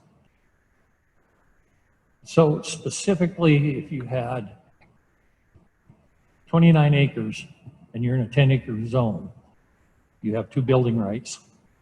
Whereas before, if you had a house or 2 houses on it, you would have 4 or 5. Am I correct on that? Mr. Italiano is indicating that yes, you could use the special exception use. But by zoning right, that's the question. By zoning right, how many building rights? Not by doing a special. So under the permitted use, you have 29 acres. You'd be allowed to have up to 2 units. That's permitted. And I thought it was 1, so I appreciate that information.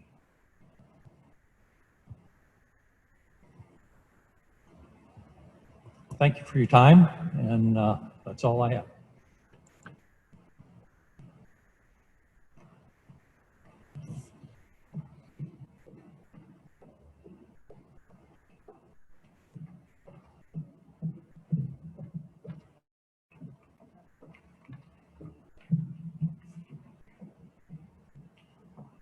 Mr. Chair, members of the committee, for the record, Abigail Green Lawrence, Helena Building Association, to about 2019. I passed around to you written comments, and there are plenty of copies there for everybody, including the staff. There are about 19, 20 copies there. Written comments that are specifically directed towards a request at the 25th meeting of a board member for further details from HCIA on portions of, sorry. I apologize. I can't hear you. Okay, we'll do it this way then. I was trying to abide by the regs. I guess we'll do it this way. There was a specific request from a board member for HBIA to provide further detail on areas where we felt in the PUD process, details needed to be fleshed out. You have those written comments in front of you. I will highlight 3 specific areas, and I've kind of lumped in CUP, PUD, and the variance appeals process because the concerns with those are across the board. However, before that I do want to make clear one thing. HBIA remains firmly and resolutely opposed to the zoning proposal overall. And this is always a difficult place to be in, where you're asked for details, amendments, and things like that when you are opposed. I want to make that clear. The comments that I have provided to you are specifically focused on sections 14 through 16 and 19 through 21, laying out the concerns we have in those.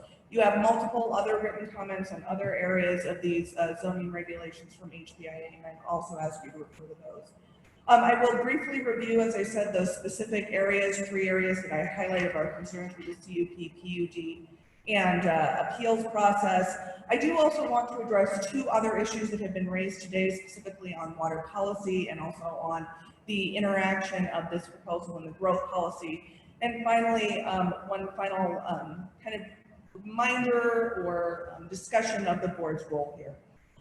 First of all, as to the specific comments, you will see there are primary concerns with the processes laid out in sections 14 through 16 and 19 through 21 are the amount of authority and discretion vested in unelected folks, particularly the planning staff. Second, vague standards for decision-making on all of those, and not just decision-making, but also the application contents as well. And finally, the timelines. You can read in detail all of the comments I provide on that, but I do want to highlight a few things. On the staff authority, the way that some of these regulations and processes are laid out is it's not just the staff serves an administrative role in kind of forwarding the information, but the staff is imbued with a great amount of ability to filter information, solicit input, for example, from referral agencies rather than just putting it out to public comment, and serving as that go-between in negotiating. That causes a lot of concern for many developers because, quite frankly, we've seen this process play out not only in other areas of development, but specifically in other regulatory areas at the state level, where you have this initial hurdle with large staff discretion before you even get to your decision makers, and it ends up being regulation by exhaustion for the applicants because they can be stuck in this endless loop. Additionally, for staff, having that much discretion puts them, quite frankly, in an unenviable position and one subject to quite a bit of legal challenge. And I think that to the extent that any regulation can help staff have a very clear, bright line as to what their role and authority is, that should be done. Second, on the vague standards, there is nothing in either the regulations that are draft regulations that are put forward or the amendments you have as of the July 14th staff report that deal with a large number of the vague standards that are set forth in the CUP, PUD, and appeal and variance process. We have words like sufficiency and completeness of applications, but no standards as to exactly what that means. When you go through the application standards that are laid out, it is always that the application must include, but is not limited to, the following elements. That's an open, that's an unending process for both applicants and additionally for the staff that are having to filter this, where you have no clear, bright lines. I know that the planning staff have repeatedly stated that it is their intent to make these an iterative process where parties can have lots of collaboration and discussion. That sounds great, But again, what you end up with really is regulation by exhaustion, because private parties and private developers don't have endless resources to be able to go on this back and forth all the time. Those clear standards, both for applications and for decision making, are absolutely necessary. Not just for developer convenience, but quite frankly, if one of the biggest concerns here is making this a livable community with housing availability and affordability for a broad range of our citizens, that has a significant impact on all of those factors. Finally, I do want to highlight again the timelines. I will say there have been some additions in having some clarity in the timelines that are added in the July 14th amendments proposed in the staff reports, but we still don't have kind of outside barriers on what these timelines are. In particular, we have some significant concern on these languages of except by mutual agreement. Because I'll tell you how those extensions by mutual agreement play out. Just to give you a little bit of background, and this will become relevant in a minute when we talk about one of the issues that's been raised here tonight. For my 16-year legal career, a huge portion of that has been in water rights, both on the permitting side and on the adjudication side. In the last several years, the permitting process at the NRC has gone through multiple revisions. And one of those is, yeah, you have a timeline that is set in place in statute for how either new permits or change applications are supposed to go, but then there's also this exception for an extension by mutual agreement. Here's how this plays out. I have had multiple clients be put in the position of being told by staff they have neither the resources, the information, or the adequate time to make a decision. Therefore, the applicant's option is they can either grant an extension, or they can say, nope, we want to go forward, but they will be denied because staff feels they don't have adequate time, information, or resources to make a decision. By putting in that option there for by mutual agreement, it ends up not always playing out that way. I would hope that we don't end up in that situation, but the reality is that's how developers and other water users have seen this play out. And I would hate to see that same mischief be inserted right up front into this process. For extensions to be a part of this process, I think it needs to be by the request of the applicant only. Finally, I do want to, moving beyond the specific points and concerns we have with the CUP, PUD, and appeals variance process, I do want to address two issues that were raised here tonight.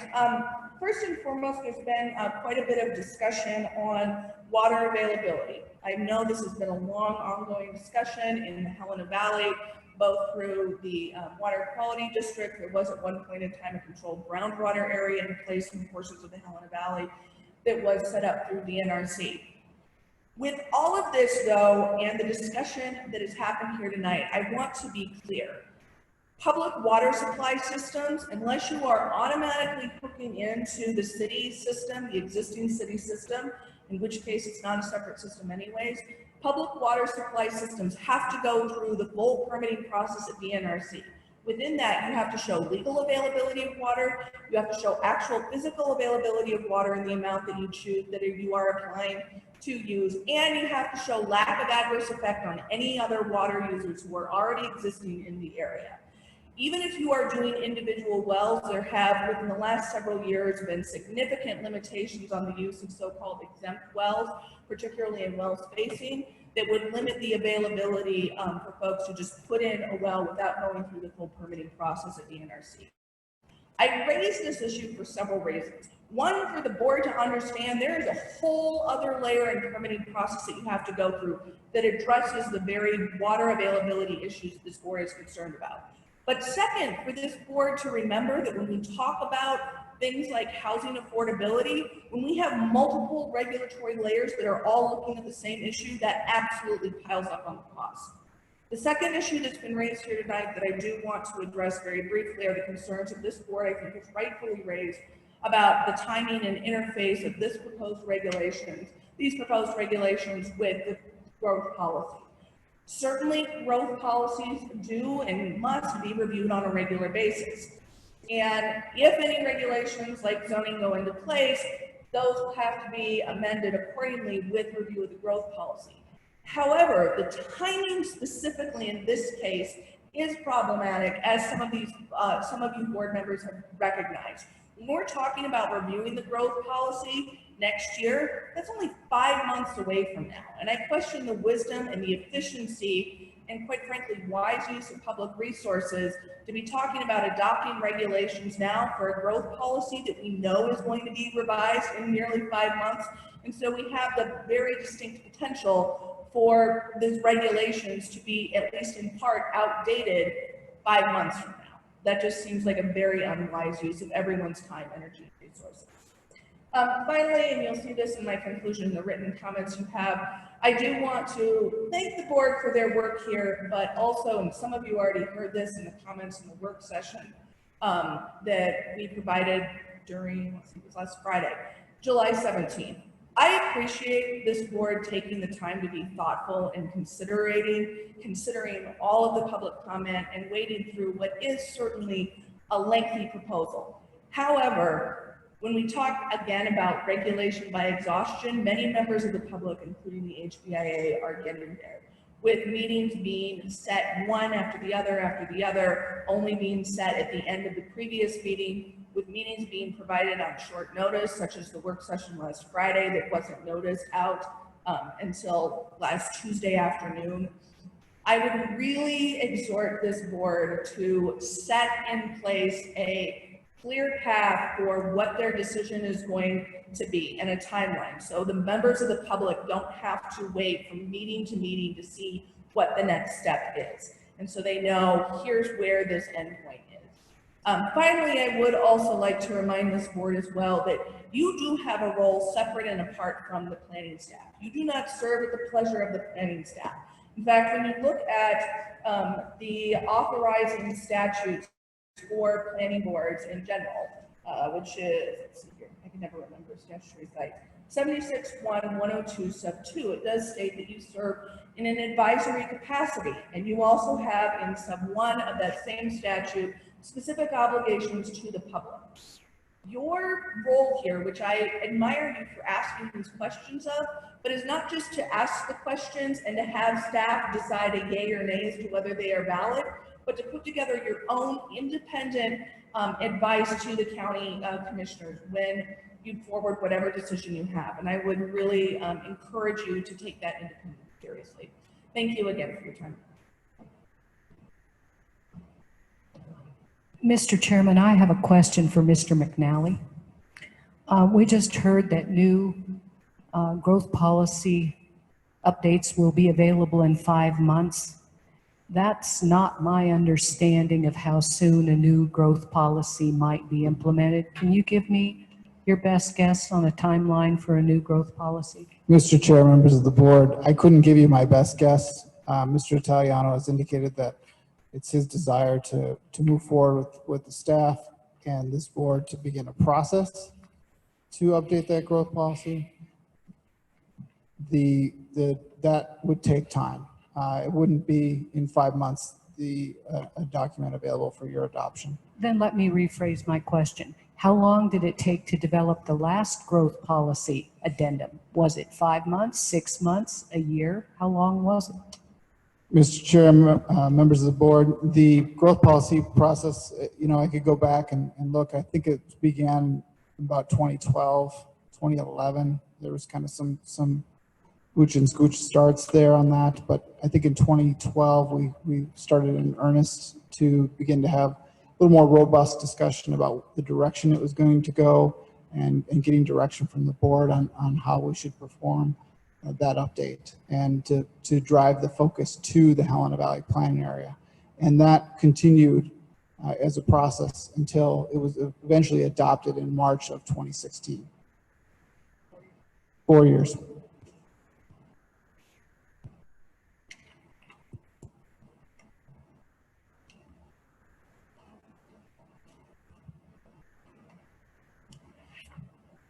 Mr. Chairman, members of the board and staff.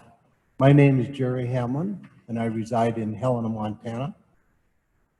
I think the first thing I'd like to do is just thank you for the opportunity once again to come in.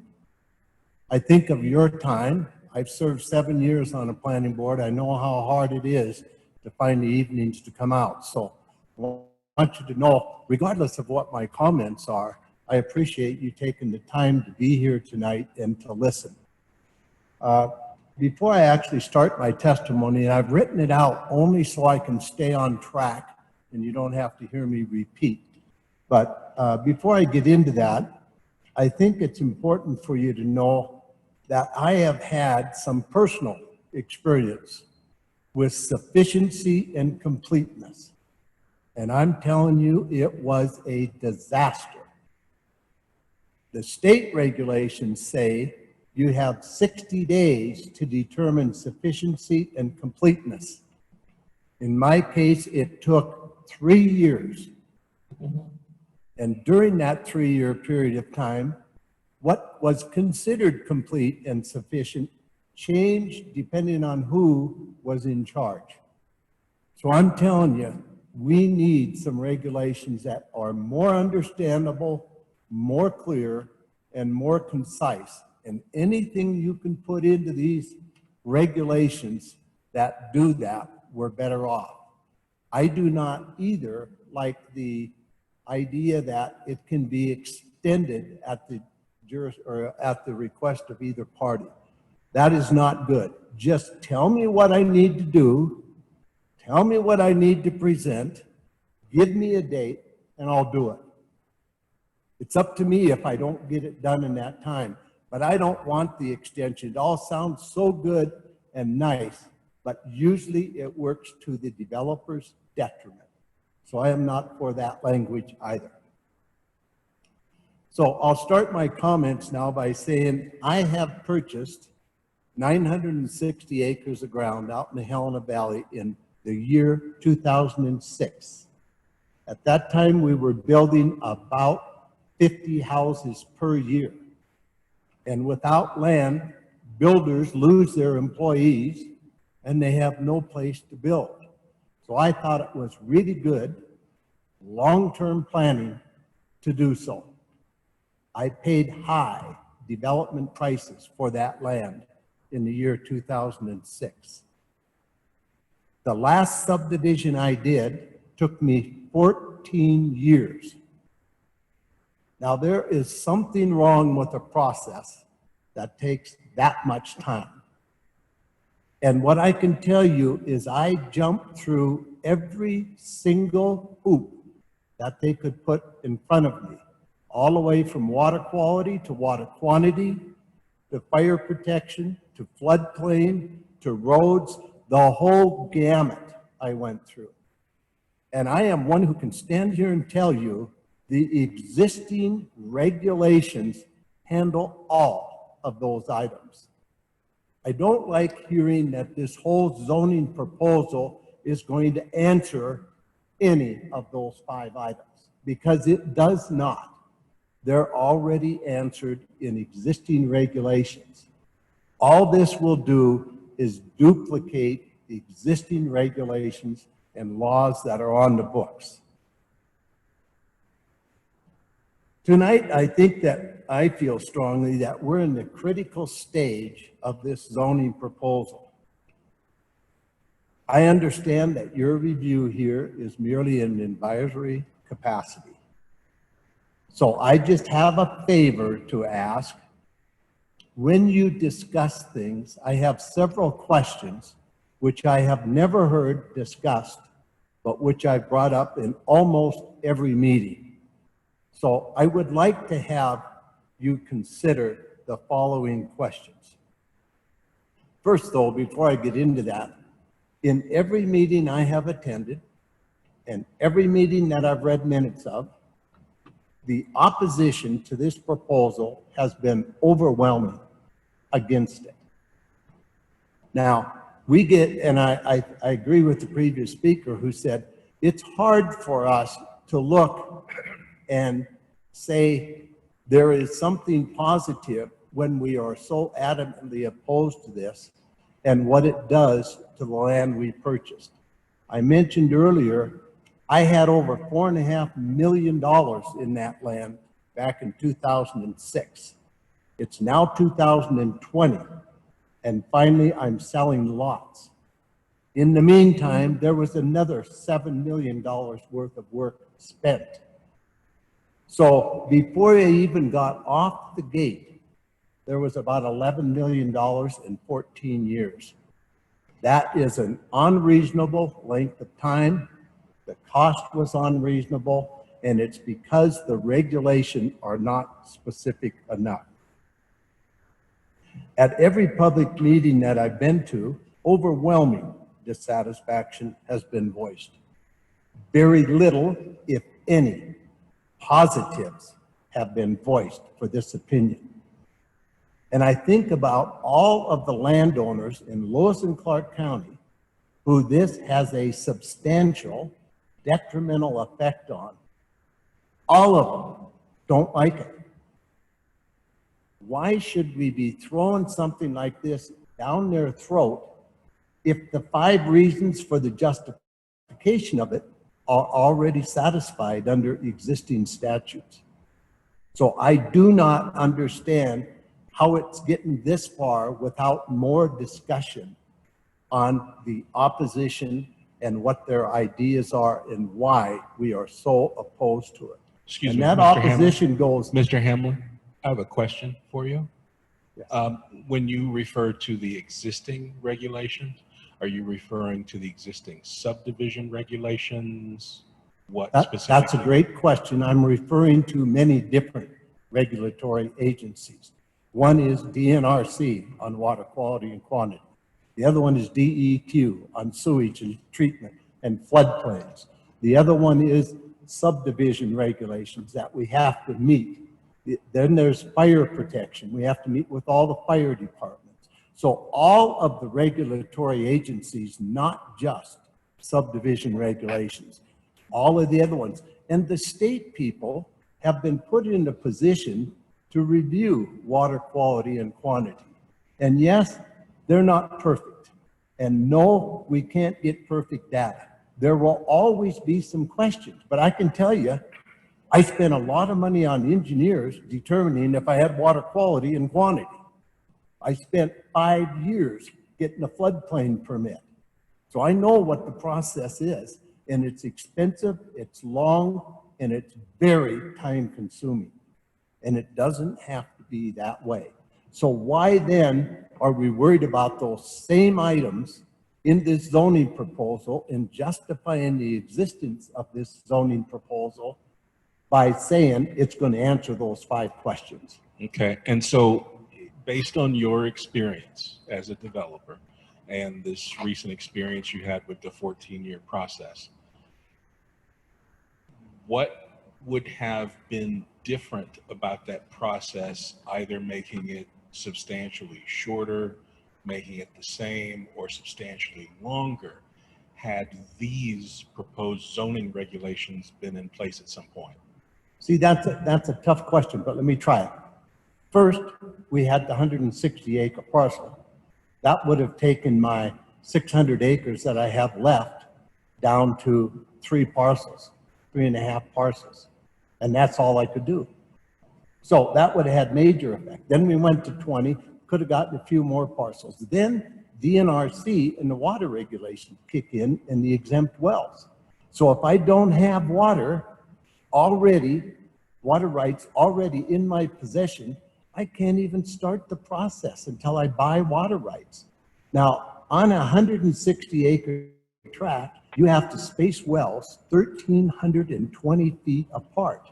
Now, if you just figure out what that would work out to, it's very, very difficult to do anything. So I went to all the trouble, and during that 14 years, I hired a hydrologist. He went and I got mitigation water rights because I did have water rights. When I bought the land, the first thing I did was check the water rights. Then DNRC came along, changed the rules, and because I couldn't prove that I used all of those water rights, they took them away. So I went from 461 acre feet of water rights, which would have been plenty for my ground, down to 98. And that was only after they said 38, and I fought them for 2 years to get it back up to 98. So does that answer your question? How would have it been different? Right now, if the 10-acre chunks go into effect, what do? They say you can do cluster development, which is a useless term and a useless deal. They'll say you can take down to 10-acre chunks, and then if you want to, you can cluster development and have 10 one-acre chunks, or you can have them over in a corner, but keep the rest as open space and dedicate it to the county so it can never be developed. What developer in their right mind would go in and pay development costs per acre and then give away, if it's an 80-acre chunk and you want 10 lots, you give away 70 acres and then you worry about maintaining the weeds on it. That's the crazy thing. It doesn't work that way, and it will not pencil out. I'll guarantee you won't catch me doing any of those. So it would restrict my ability to develop my land. That's why I'm standing here today saying this is not good. This will make me get about 1/4 rate of return on the investment I put into my land 14 years ago. Does that sound right? Why would we want to do that? Why do we want to penalize people who took the time and had the foresight to go out and purchase land to keep his crew busy and be able to build houses for the next 20 years and then take it away with them with one sweep of the pen with this zoning proposal?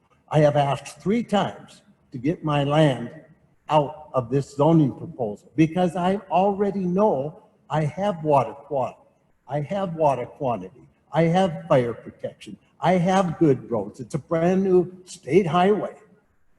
So what reason is there for me to include, or for them to include me in this when the whole reason is 5 major problems? So I have a real heartbeat with this because it is a major financial drain on me, like $2 to $3 million. And I think this proposal, there has never been a cost basis or a cost benefit basis calculation made. Do these costs that we landowners have a burden to share all by ourselves really justify the additional time, money, and expense of going through this zoning proposal? I can tell you, it does not. It doesn't justify it. Everything this zoning is going to do is already there. So I don't know why we need the duplication of effort. Now, I'll try to close this a little bit, and I only have about a few questions, maybe 12 questions that I would just ask that you planning board members might consider in your deliberations on this zoning proposal. The first one is this: why does this plan give better notice to adjoining landowners of a new subdivision than it does to the actual owners whose land is coming under the requirements of this zoning? Why don't all landowners in the county get a certified letter? They own the land. The other guys are just adjacent landowners, and they give them more notice than they give us landowners who have to come under these onerous regulations that are restrictive and absolutely take away the value of our land. Second, why has the process been rushed since its inception with inadequate notice and no discussion of the items brought up by those of us who are so negatively impacted by the government-initiated zoning proposal? When I get done with my other questions, you'll see what I'm talking about there. So just ask yourself, why has it been rushed? And why wasn't the notice as good as what it is to everybody else? Third, why are the planners relying on a growth plan that they admit was taken from the 2004 growth plan, then implemented and updated supposedly to 2012, and then they worked on it to 2015, but you know, the same kind of words, the same kind of beautiful flowery language is used on how much they're going to save the county and public, or protect public health and safety. That's when you want to put in your deal. It sounds so good. Who isn't in favor of protecting public health and safety? The part they're missing is it's already protected by existing laws. Then number 4 would be, at what point, this is a very important point that I'm trying to make. At what point do the confluence of private property rights and government intervention result in an undue taking of private property rights from the citizens of this county. Private property rights are one of our basic inalienable rights. They cannot be taken away or given by the government. The government is supposed to protect private property rights. And yet here we have the government taking them away, telling everybody they can't do the subdivision or they can't deed to one of their relatives less than 10 acres. This is ridiculous, and it is an intrusion on private property rights.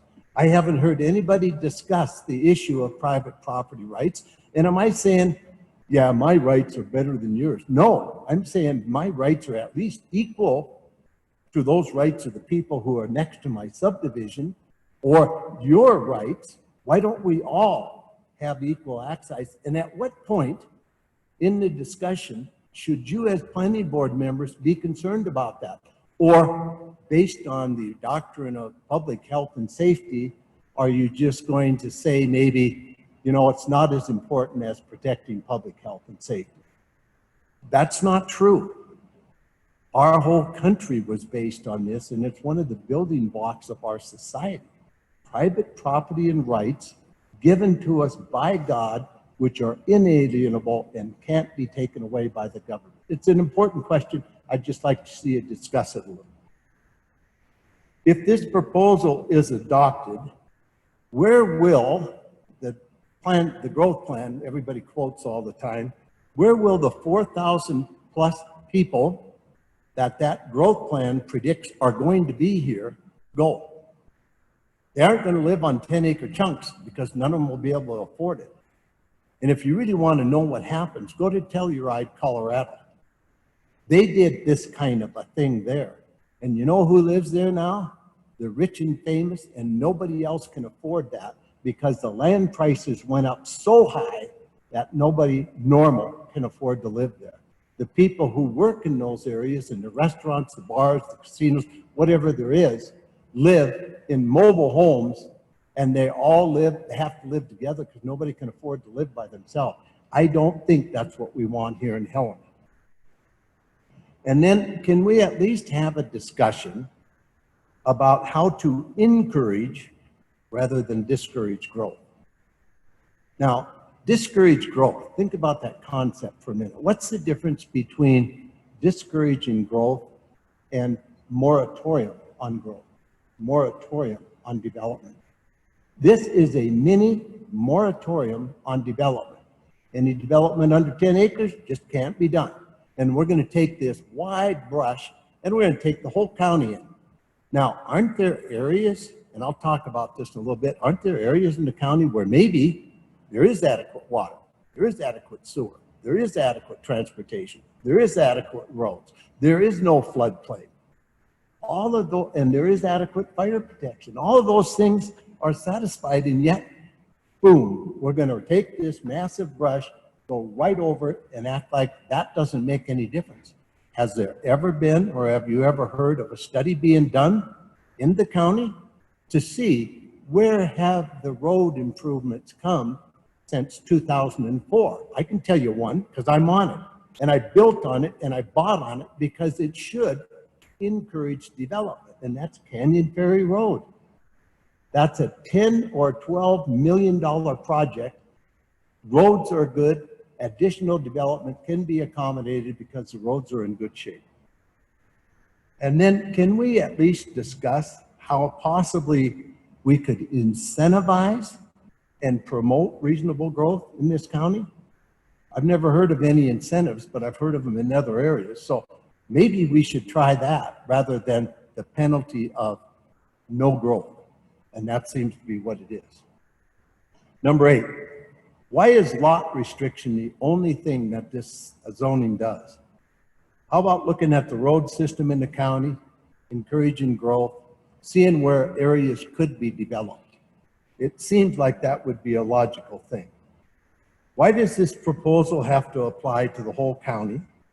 Is this one-size-fits-all approach to zoning the whole county a good method to handle the issue? Before adopting such a costly, time-consuming zoning proposal, why not at least do an inventory of existing parcels to see where there are large areas that don't require this zoning to be put on it. I've heard no studies, I've heard no comments on any study being done whatsoever to see what those might be. Number 10, have we adequately considered citizen-initiated zoning rather than government-mandated zoning? I realize government can mandate and take bigger sections. Maybe that's not the best way. So just consider it when you're deliberating on this. Just think, is there other ways we can do the same thing? Are the existing regulations sufficient or aren't they? And then the last one, is zoning really just the mini moratorium on subdivided in the county? And then I have more questions, but you've got the idea, so I will stop there. Now, I said originally, I have always been one that believed in planning. I served on the planning board for 7 years. I believe planning is good. This zoning provision is not a good proposal. And they can tell me forever that it's based on the current growth plan and we've got to stick with the plan. No, we don't. The growth plan is not a regulatory document. It might be a guideline, but every time something comes up, well, it's not in the growth plan, or that is in the growth plan. That's not how it should be used. And I suggest we maybe take another look at that.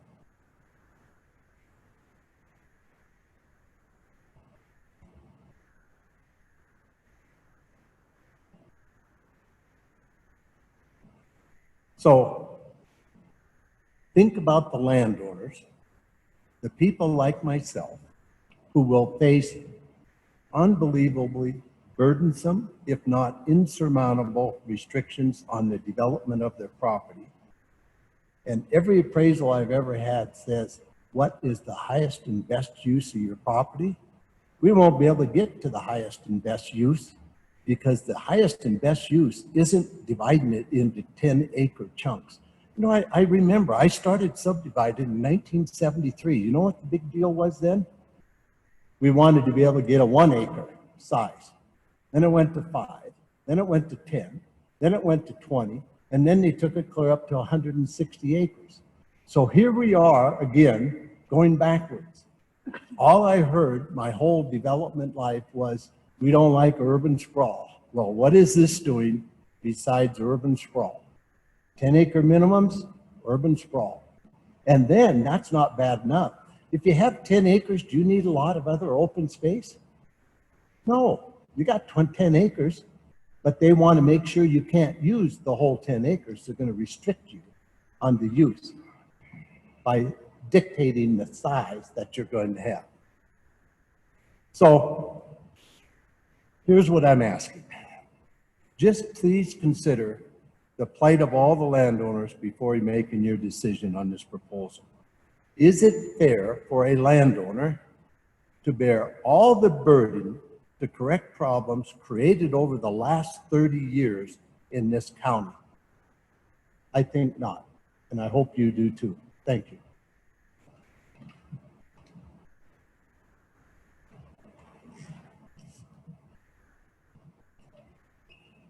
Good evening. My name is Andrew Thomas. I live off of Red Wing Road.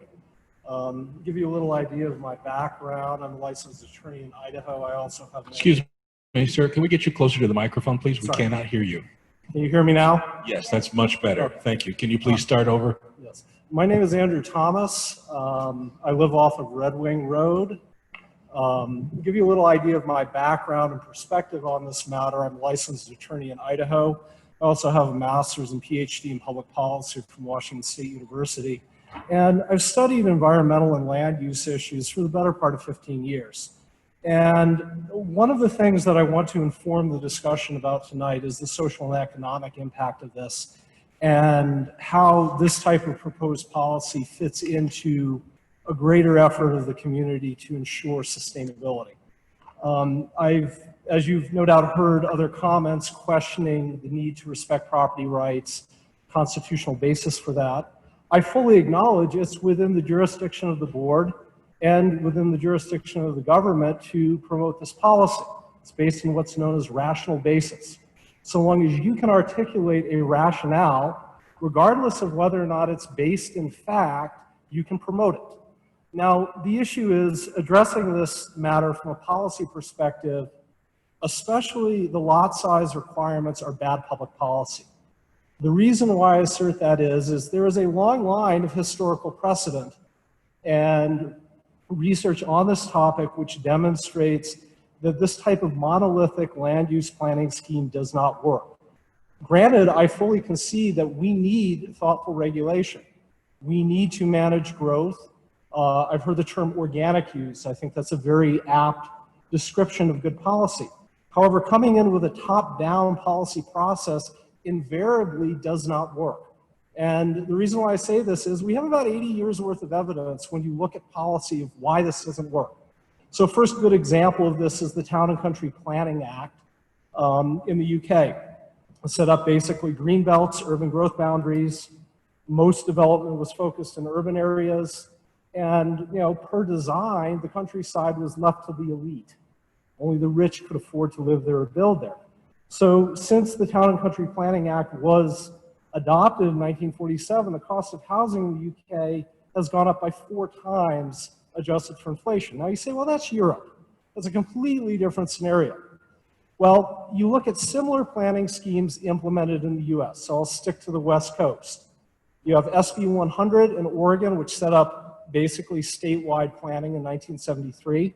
The Growth Management Act in Washington, which set up similar things in 1990, and also various municipal and county-wide restrictions in places like San Francisco, which set up restrictions in the early 70s.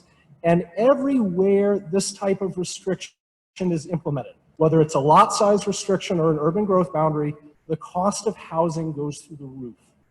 I'm not sure if you're familiar with it, but there's a thing known as the Case-Shiller Index. It's basically the ratio of income to house price, so median income, median house price.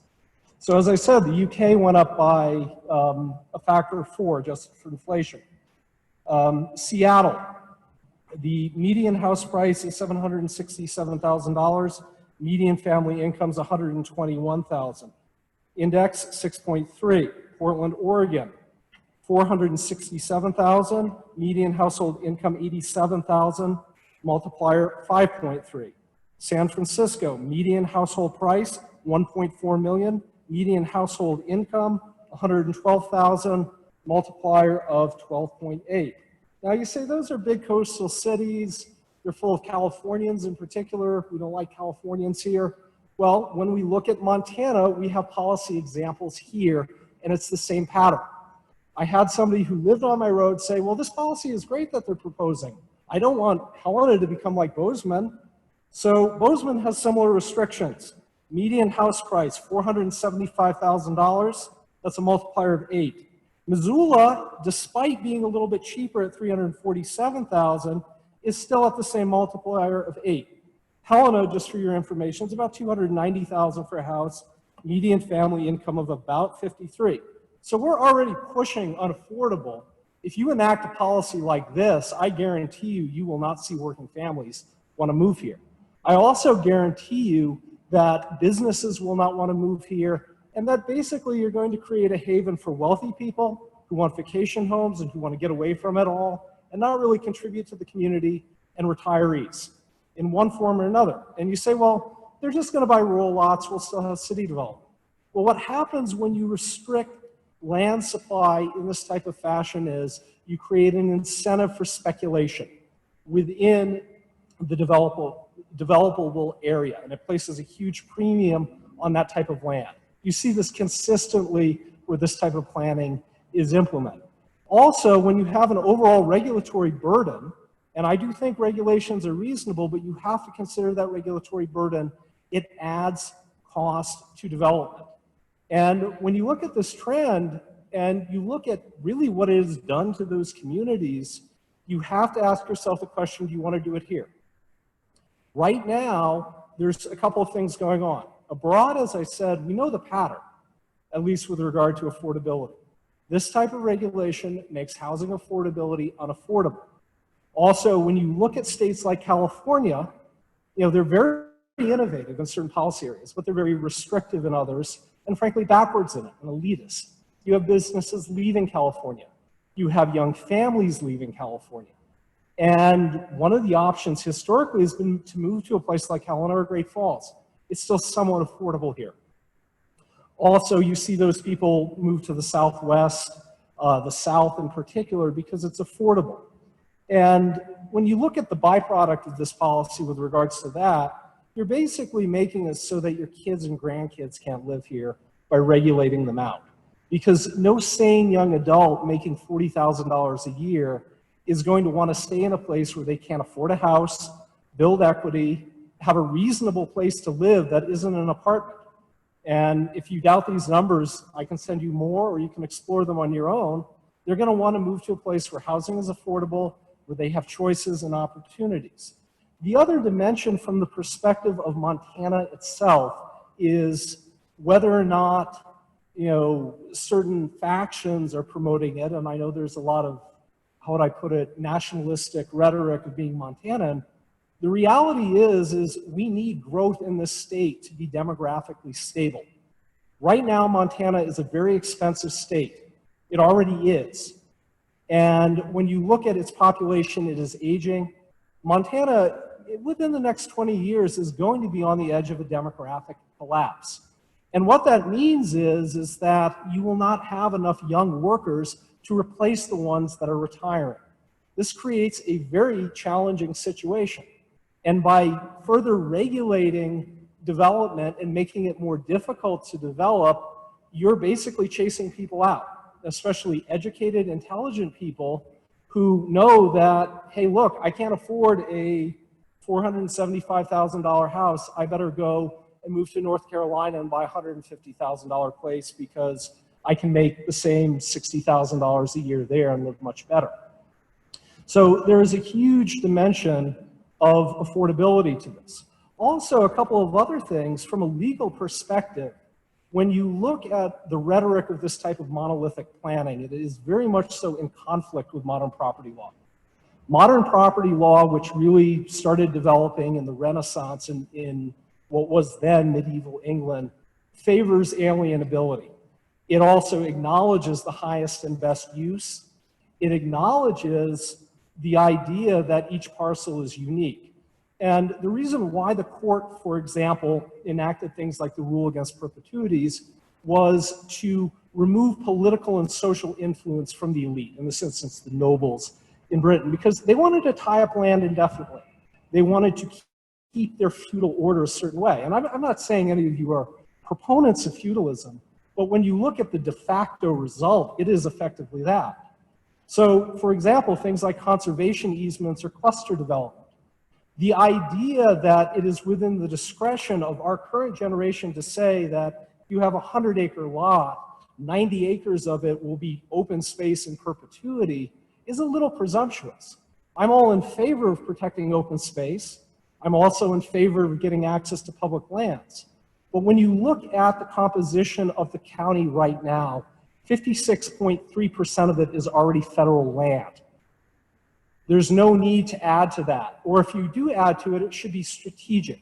It should serve a bona fide environmental purpose. So I think you had a comment relating to the idea of having wildlife corridors and basically an overlay of environmental habitat that can be put on property. I can see some rationale for doing that. But this idea that just as a default of policy, you're going to do that, sorry.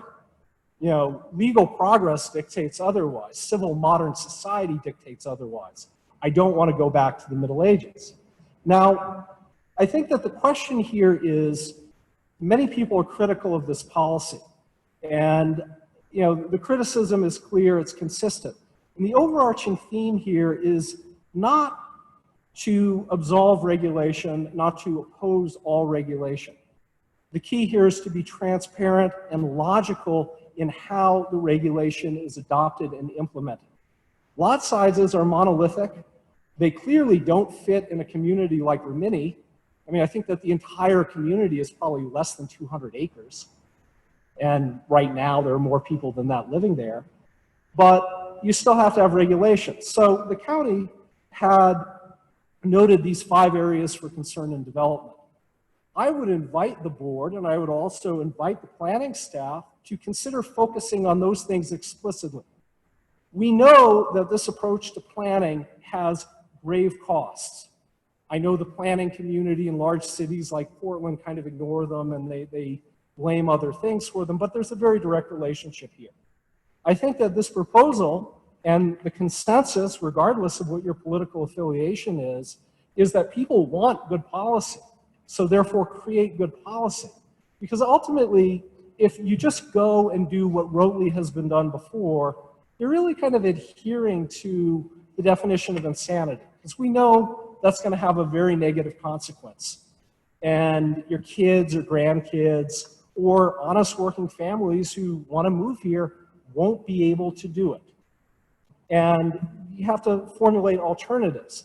And I think that's ultimately, when you look at the social and economic dimensions of this proposal, what you have to consider. And I think if you focus on the actual issues, you create administrative transparency, and you are flexible in how you implement it, everybody will be happy. But if you don't do that and you just sort of follow suit, there are ultimately going to be very grave consequences for this type of policy, because basically that's what precedent teaches us.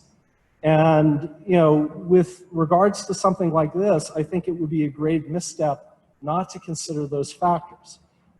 Additionally, if anyone on the planning board or the planners themselves has any further questions, I did send a PowerPoint presentation to Mr. McNally with my email, and I would be happy to address those issues individually. Thank you very much. One moment, Dr. Thomas. Does any member of the board have any questions for Dr. Thomas before he leaves? So I feel like you did a really good job explaining, all the issues that arise with planning. I was just wondering if you could touch on, because I know you have a section on what works, and what you kind of just briefly summarized is like, considering the context of it, because there are limitations. Yeah, if you want to develop, I understand people want to develop, but like, there are real limitations that guide that, with water, fire, costs to the county, and so I was just wondering if you could talk a little bit more about your ideas of like what works and what that actually looks like. So as a policy process, in the beginning I said, what we're looking at here is top-down planning. It is a monolithic plan, which, as is indicated, you're applying to everywhere. It doesn't really fit in certain areas. Everyone pretty much acknowledges that. I think that, when you look at this, an approach that would work, it's bottom up. It's to assume the least amount of restriction needed to accomplish the goals. Now, is that going to vary from lot to lot? And I think that you have to do that if you're going to be true to how land use actually occurs and what will be regulatorily effective. So let's say you have somebody who wants to put in a subdivision where water is an issue. There has to be a high standard to prove that it won't affect that area. However, I think that there's also a ceiling procedurally. Now, there's obviously sometimes bureaucratic resistance to new development, but another dimension of this, when you look at estates with particularly involved public processes, is activists can hold up developments for decades if they choose to. I think that there has to be a limit on it, though. But if you demonstrate that reasonably you've met this requirement, therefore you get basically the automatic variance. Now, if the county or someone else comes in and says there's really a compelling reason not to do this. So in Washington, and I think that there's some debate as to how good of a policy it is when you look at the minutia, there's what's known as the critical areas ordinances.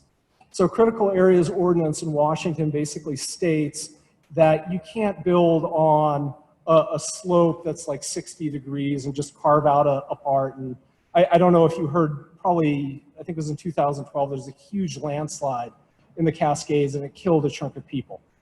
Something like that, that would be a barrier. But again, the property owner comes into the situation with the property they have and the presumption that they can do it. And I think that if the procedure is transparent, the regulations are transparent, that can provide a reasonable safeguard for at least the physical environmental issues. The other things that I would add are, from the perspective of community development, but also the social dimensions. One of the more disturbing aspects of planning that I see, especially in more urban areas, is the idea that you can socially engineer how people live. Sorry, people move to Montana not to live like that, and a lot of people don't want to live like that. If you want to live in a mid-rise apartment building in an urban area, that's your choice. But I don't want to, basically be forced to live in a community where my lot size is dictated, where whatever else is dictated. And I'm not saying that it's the case here, but when you move along that path, that ultimately is the goal. Social development is organic. Basically, the most interesting communities that we see, the most attractive places, they had a little bit of planning. They weren't master planned, especially in America. They just developed somewhat organically because they adhered to certain minimal rules. The other thing is, when you look at strategically what the county and city want to do, and I really appreciate the prior comment, it's up to you. If you want to have an exclusive community where you've got 500 million, $1.5 million houses, and all of the workers live in trailers, 30 miles away and commute into work at McDonald's, go for it. But I don't think that that's what really ultimately represents the zeitgeist of most people in Helena. And, when you think about community development, I think, the goal here, within reason, should be maximizing development, maximizing attractive, affordable housing for young families. Because as I said, demographically, and I think ultimately this point, it's a lot of the West, you're kind of on the verge of a precipice. When the baby boomer generation, which is starting to retire, retires, will the next generation really be able to support itself at the standard of living that that generation was able to? And, policies geared towards, balancing these interests, I think, are desirable. One example of, just one house and how this has an effect, I was just visiting some friends in Portland, and they live across the bridge in Vancouver. And they're both lawyers, upper middle class people, and they struggled to buy a house. The house they bought was $420,000. I looked up the property history, and it was sold in 2010 for $180,000, and it was sold in 1996 for $84,000. With that type of spike in price, which is due to, in part, the regulatory structure, you can't have a viable society in the long term. But ultimately, to answer your question, it has to be a bottom-up, flexible process which truly respects the interests of all people. So I'll close with just giving you something to consider. There's a lot of discussion and emphasis on environmental impact and ultimately sustainability. So when you look at sustainability, unless you're some type of nihilist who wants to get rid of all of humanity, humans are ultimately part of the picture. You cannot deny our existence. We are not abusers of the environment necessarily, we are part of the environment. And that to achieve a sustainable society, yes, you have to attend to environmental issues. And I think that there has been a very zealous constituency, especially in the West, that has advocated for this, but you also have to look at the social and economic ramifications in a very nuanced, very integrated way to fully understand the consequences of what policy does. And sometimes it leads to conclusions that might say, all right, the environmental dimension says it's optimal to force everybody into urban areas, but when you look at people's quality of life, you look at other things like infrastructure costs and development, it might be better to have a more balanced approach. So it's a nuanced and tricky discussion, and I commend you for tackling it, and just please keep these things in mind. Any other questions? No, thank you, Dr. Thomas. Thank you. Ms. Rutherford, we have one more public speaker in the auditorium that we're going to acknowledge this evening before adjourning. Do we have any Zoom speakers? We do not. Okay, we'll move forward with our last public speaker in the auditorium. Everyone else that we're unable to get to can either submit their public comments via email or via the mailing address. Thank you. Thank you, Mr. Chairman. My name is William Gowan. I live at 8229 Habitat Drive. Hold up, Mr. Gowan, we're having trouble hearing you. Can we get the, you want to try it again now? Is that better? Yeah, that's Okay. better. All right.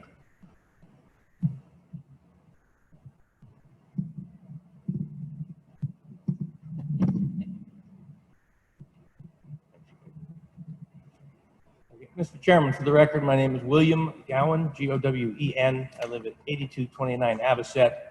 I'm here representing the Helena Association of Realtors. Been here the last couple of times. I will make my comments very brief, and I really do appreciate your time and efforts this evening and through all of this project. A couple of quick things. Our association has met multiple times. We do want to recognize the amendments that were discussed this evening, as that was a nice recognition that that's already in subdivision regulation. The fact is, all of this is. Okay? So that's something we need to be clear of. We recognize carving out some of those people had some real issues. That's great, but all the rest of us are still here. If floodplain is an issue, why is the urban area outside the city, where the concentration of buildings is supposed to be, in our two major floodplains? Don't understand that. That's one very, very important question I think that needs to be answered. Number two, Mr. Italiano, in his own words this evening, said that zoning needs to be developed very carefully, and this is not. This is a wide swath of saying 10 acres, and that's really all it's doing. Not justified, not taken down to the different parts of our area, not dealing with the issue. It's a very lazy way to do it, and this is not a lazy action. Number three, there is a very important concept in this country, and that is when government needs a property right, they can take that property right by going through a process. That process is valuing that property right and paying for it.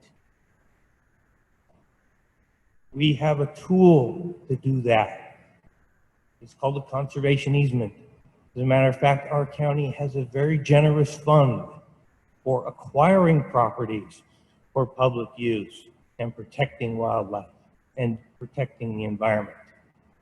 This proposal will take away that property right from landowners that would otherwise use that tool and be paid for it, and they won't get a dime.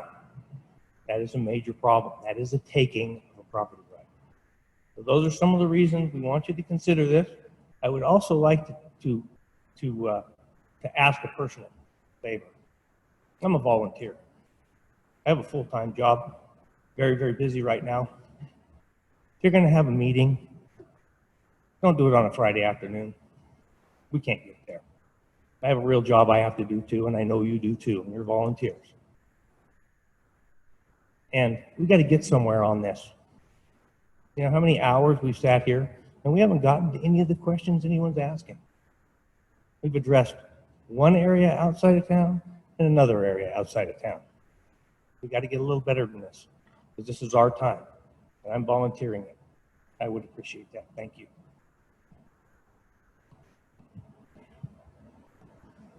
Okay, public comment period is now closed. Any final comments from staff or the board? If you would like to submit any additional comments, either via email or via the mailing address, sir. Thank you.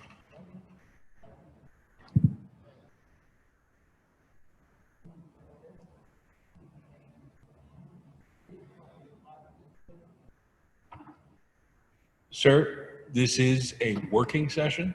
Just like last Friday's meeting was a working session, it was intended for the board to get clarity on where the board members are headed with their take on the zoning regulations. We had to invite the public to last Friday's meeting and this meeting today because of the way that the bylaws for this board are currently written. We will have, our next meeting will be a formal meeting at which we will take more public comment. Are there any other comments from board members or from staff before we adjourn?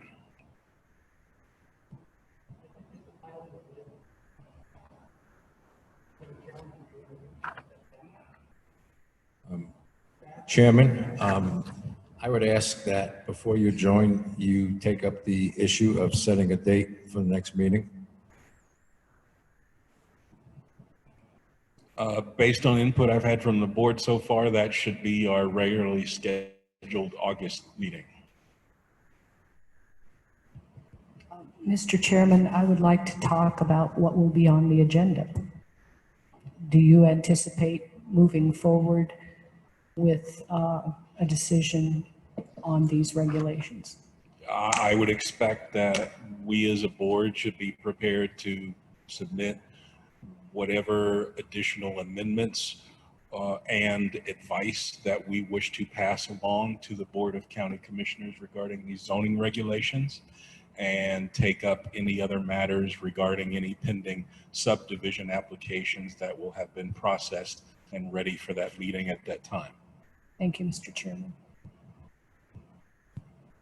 Mr. Chairman, members of the board, I will let you know that we do anticipate that you will have 2 subdivision proposals for public hearing at your regularly scheduled meeting in August. And Mr. Chairman, and planning board members, in light of what Mr. McNally said, I would restate what I believe I said at the last work session on Friday, that I think it would be appropriate for this board to reconvene next Tuesday night on the 28th. But again, that's up to the planning board members if they want to do that. The majority of the board members here this evening, although there were a couple who expressed interest in a meeting next week, the majority of the board members here that would comprise the quorum necessary for us to hold the meeting next Tuesday are not available, and that includes me. Mr. Chairman, members of the board, I have not been on this board very long. How much time will we need to set aside in a month if we handle 2 subdivision reviews and conclude our work on these regulations? Is that doable? Is that possible? Will we be here till 11 or 12 at night? Can you kind of run me through what an agenda like that would mean for us? Mr. Chairman, members of the board, the 2 subdivision proposals that you have the potential to bring a fairly long meeting for this board. In addition to that, the board will also have additional subdivisions come September as well. So there will be more applications coming, perhaps upwards of 5, I believe we have potentially, maybe even we're getting close to 6. Now, some of those might go into October based on some of the scheduling, but some of them will have to be in September. And we may be looking at having 2 meetings in the month of September to accommodate the amount of subdivision projects that you potentially have coming to you. We will continue to keep you informed of that as these projects move through the process. So with the anticipation in August of having 2, with the addition of maybe more, we do have some concerns about your time and your availability, particularly as it relates to handling this project, as well as making a decision and taking action on any subdivision projects that you might have before you. Mr. Chairman, I would propose that we try to find a date. Maybe it isn't next Tuesday, but we find a date when we can meet to consider these regulations, so that we're not maybe meeting again and again and again to do subdivision review and do our due diligence on these regulations. So, Mr. McNally, can the subdivisions be put off until September so we can address the zoning regulations at the August meeting? Mr. Chairman, members of the board, you have statutory requirements to meet that the county has to meet and we have to bring those forward for you for public hearing. We don't Okay. have the option Then to it delay. sounds like we need to take the zoning regulations off the table for the August meeting so we can focus on the subdivisions. Mr. Chairman, I strongly encourage us to not do that because we won't be considering them in September. If it's the board's decision to kind of pass these along, to not make a decision, that's certainly a way to proceed. But I would prefer that we have a meeting and we wrestle with this. Folks have invested a lot of time. They've requested a clear schedule from us and a clear path. And I for one, would strongly resist putting these off another month. Mr. Chair and staff, may I ask your time frame for addressing some of the comments or discussions that we've had this evening? And I think, do you intend to make any changes or amendments, or are we looking at what we have before us and it's going to be simply a discussion and a decision? Wondering what your intent might be. Planning Board Chair and members, Peter Italiano for the record. Insofar as, quite a bit of information, unfortunately, was given us tonight. So we clearly have not had a chance to look at this information. So I'm a little bit disadvantaged of being able to give you an exact timeline, but I can tell you that if you pick a date, we'll be ready for it. To the extent that regulations need to be changed, again, without really reading through at least 3 of these documents that we received today, I can't commit to that one way or the other.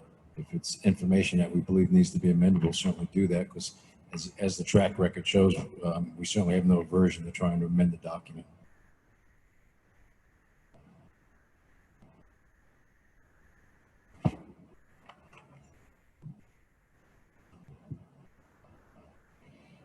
Mr. Chairman, Dennis Dean, County Representative.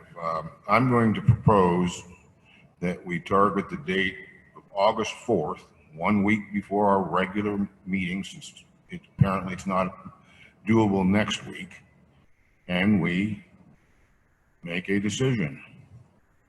Have a vote up and down. Let's resolve this issue, because when we start dealing with the proposed subdivisions, what they've got potentially in front of us in August and September and October, those are going to take our time up. That's a fact.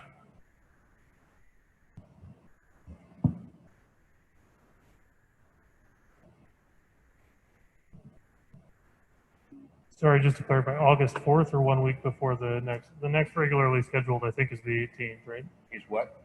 What date are you proposing? The 4th or the 11th? I said the 4th, yes. Okay. The next regular meeting would be the 11th, correct? 18th. 18th, my error. We could do either one. I'm not available on the 11th. I am available on the 4th. But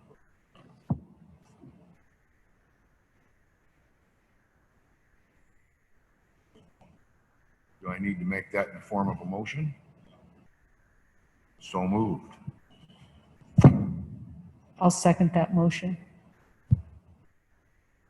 So it'll also be our expectation that our meetings moving forward will no longer be in the Civic Center. Number one, these conditions are really not habitable for another meeting this time of the year. And based on the logic that the state and the county are using as far as masks and everything else, we really shouldn't be having meetings in this open building at this point. So we would expect that our next meeting will be via Zoom as well as those following until the emergency orders are rescinded. Mr. Chairman, I have a question for staff. Are there other buildings that would accommodate in-person meetings that would be more habitable and that would allow for people who want to observe these meetings in person to be here? Mr. Chair and members of the Planning Board, Peter Italiano for the record. I absolutely will be in communication with Brendan Neiman, our Public Health Officer, considering the amount of public attendance, and for the reasons Dr. Thomas Chairman Thomas recommended or addressed, I don't really see this venue as being needed anymore. To the extent that Ms. Neiman would approve the meetings to go forward in the chambers, we can look into that. We also have 2 large conference rooms at the City County building that we can do overflow. I know the city has taken advantage of that concept also. We can also look at the fairgrounds as well, but I'll be in touch with Ms. Neiman post haste.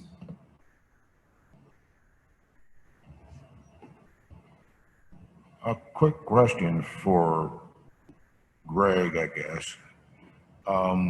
Isn't there some concern by county attorneys and whatever about Zoom meetings and final decisions? Mr. Chairman, members of the board, we have heard comments from our county attorney. We have been advised that the procedure we've been doing regarding this topic and proceeding with an in-person meeting as well as a Zoom meeting is the way to go. That's the direction that they support us doing at this time. And we've revisited that at the request of this board and this Mr. Chairman.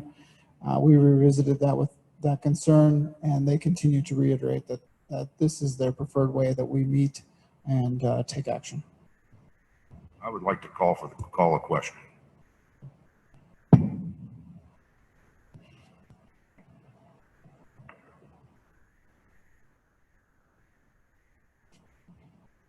So at this point, are we looking at an August 4th meeting and an August 18th meeting? Mr. Chairman, point of order, we need to vote on the motion. So the motion is that we have a meeting on August 4th to consider our action on this, on the zoning regulations.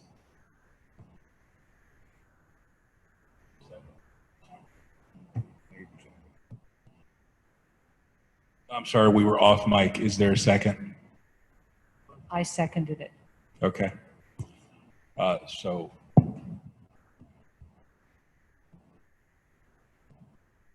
Mr. Chairman, you can ask our recording secretary to take the roll call if you'd like. yeah, if we could please have the roll, please.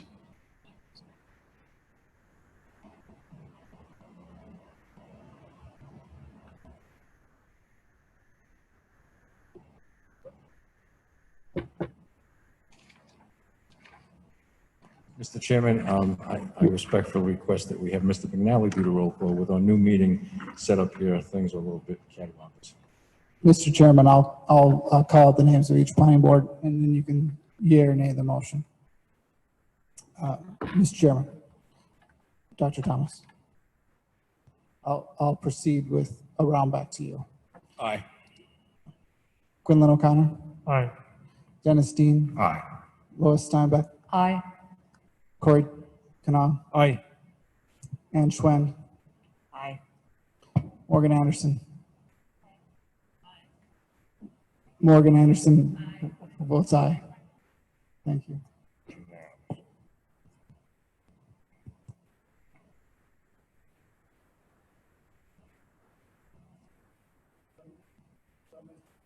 Mr. Chairman, since the board has voted to hold a meeting on August 4th for consideration of the zoning proposal, I want to remind the board and the public that there's been several documents that we've put online that are available, and I can even go to that website. These documents have also been provided to you. Oops, excuse me, I have this site open here. Our Lewis and Clark County website, which is accessed from our homepage. I'll go home here. You can access it through popular links under zoning. There's also a news item in here about the proposed zoning. Both links will take you to the same page. And they include your June 16th meeting agenda, as well as the planning board meeting materials that were provided to you. You've received over the course of since June 4 different addendums. The majority of those addendums include public comment that we've received and agency comment. There's some agendas for a June 18th meeting that we ultimately canceled due to a lack of quorum. The agenda for your June 25th work session, as well as the audio links to both the June 25th work session and your June 16th meeting. It's a July 17th work session that you had, and we'll have the audio up here for that as well soon. Tonight's meeting is the agenda, as well as the staff report that was provided to you. We also included the 4th addendum, which is up here. So all the documents that we've provided to this board are available to the public to see.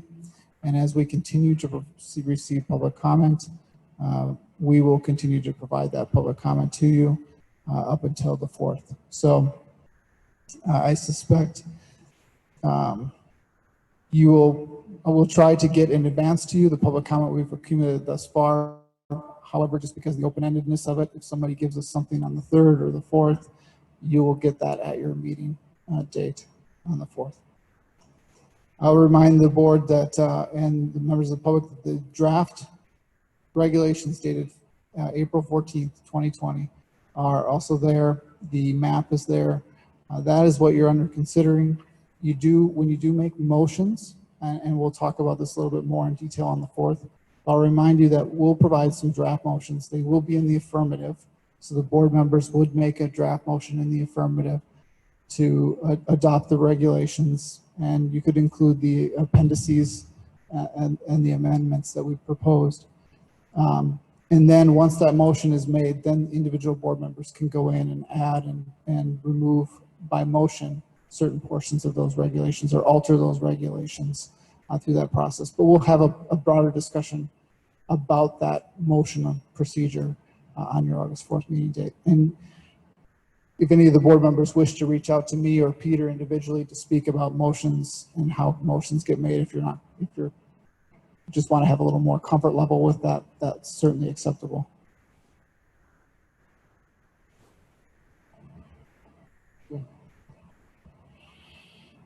And then, Mr. Chair, I would remind you before you adjourn tonight that you can take public comment on any item that's not on our agenda. That is, sorry, that is not on the agenda, but is under your jurisdiction.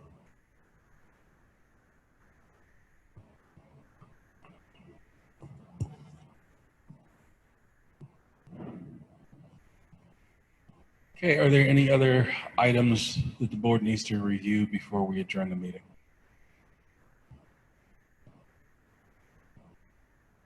Staff, anything else? Okay, this meeting is adjourned.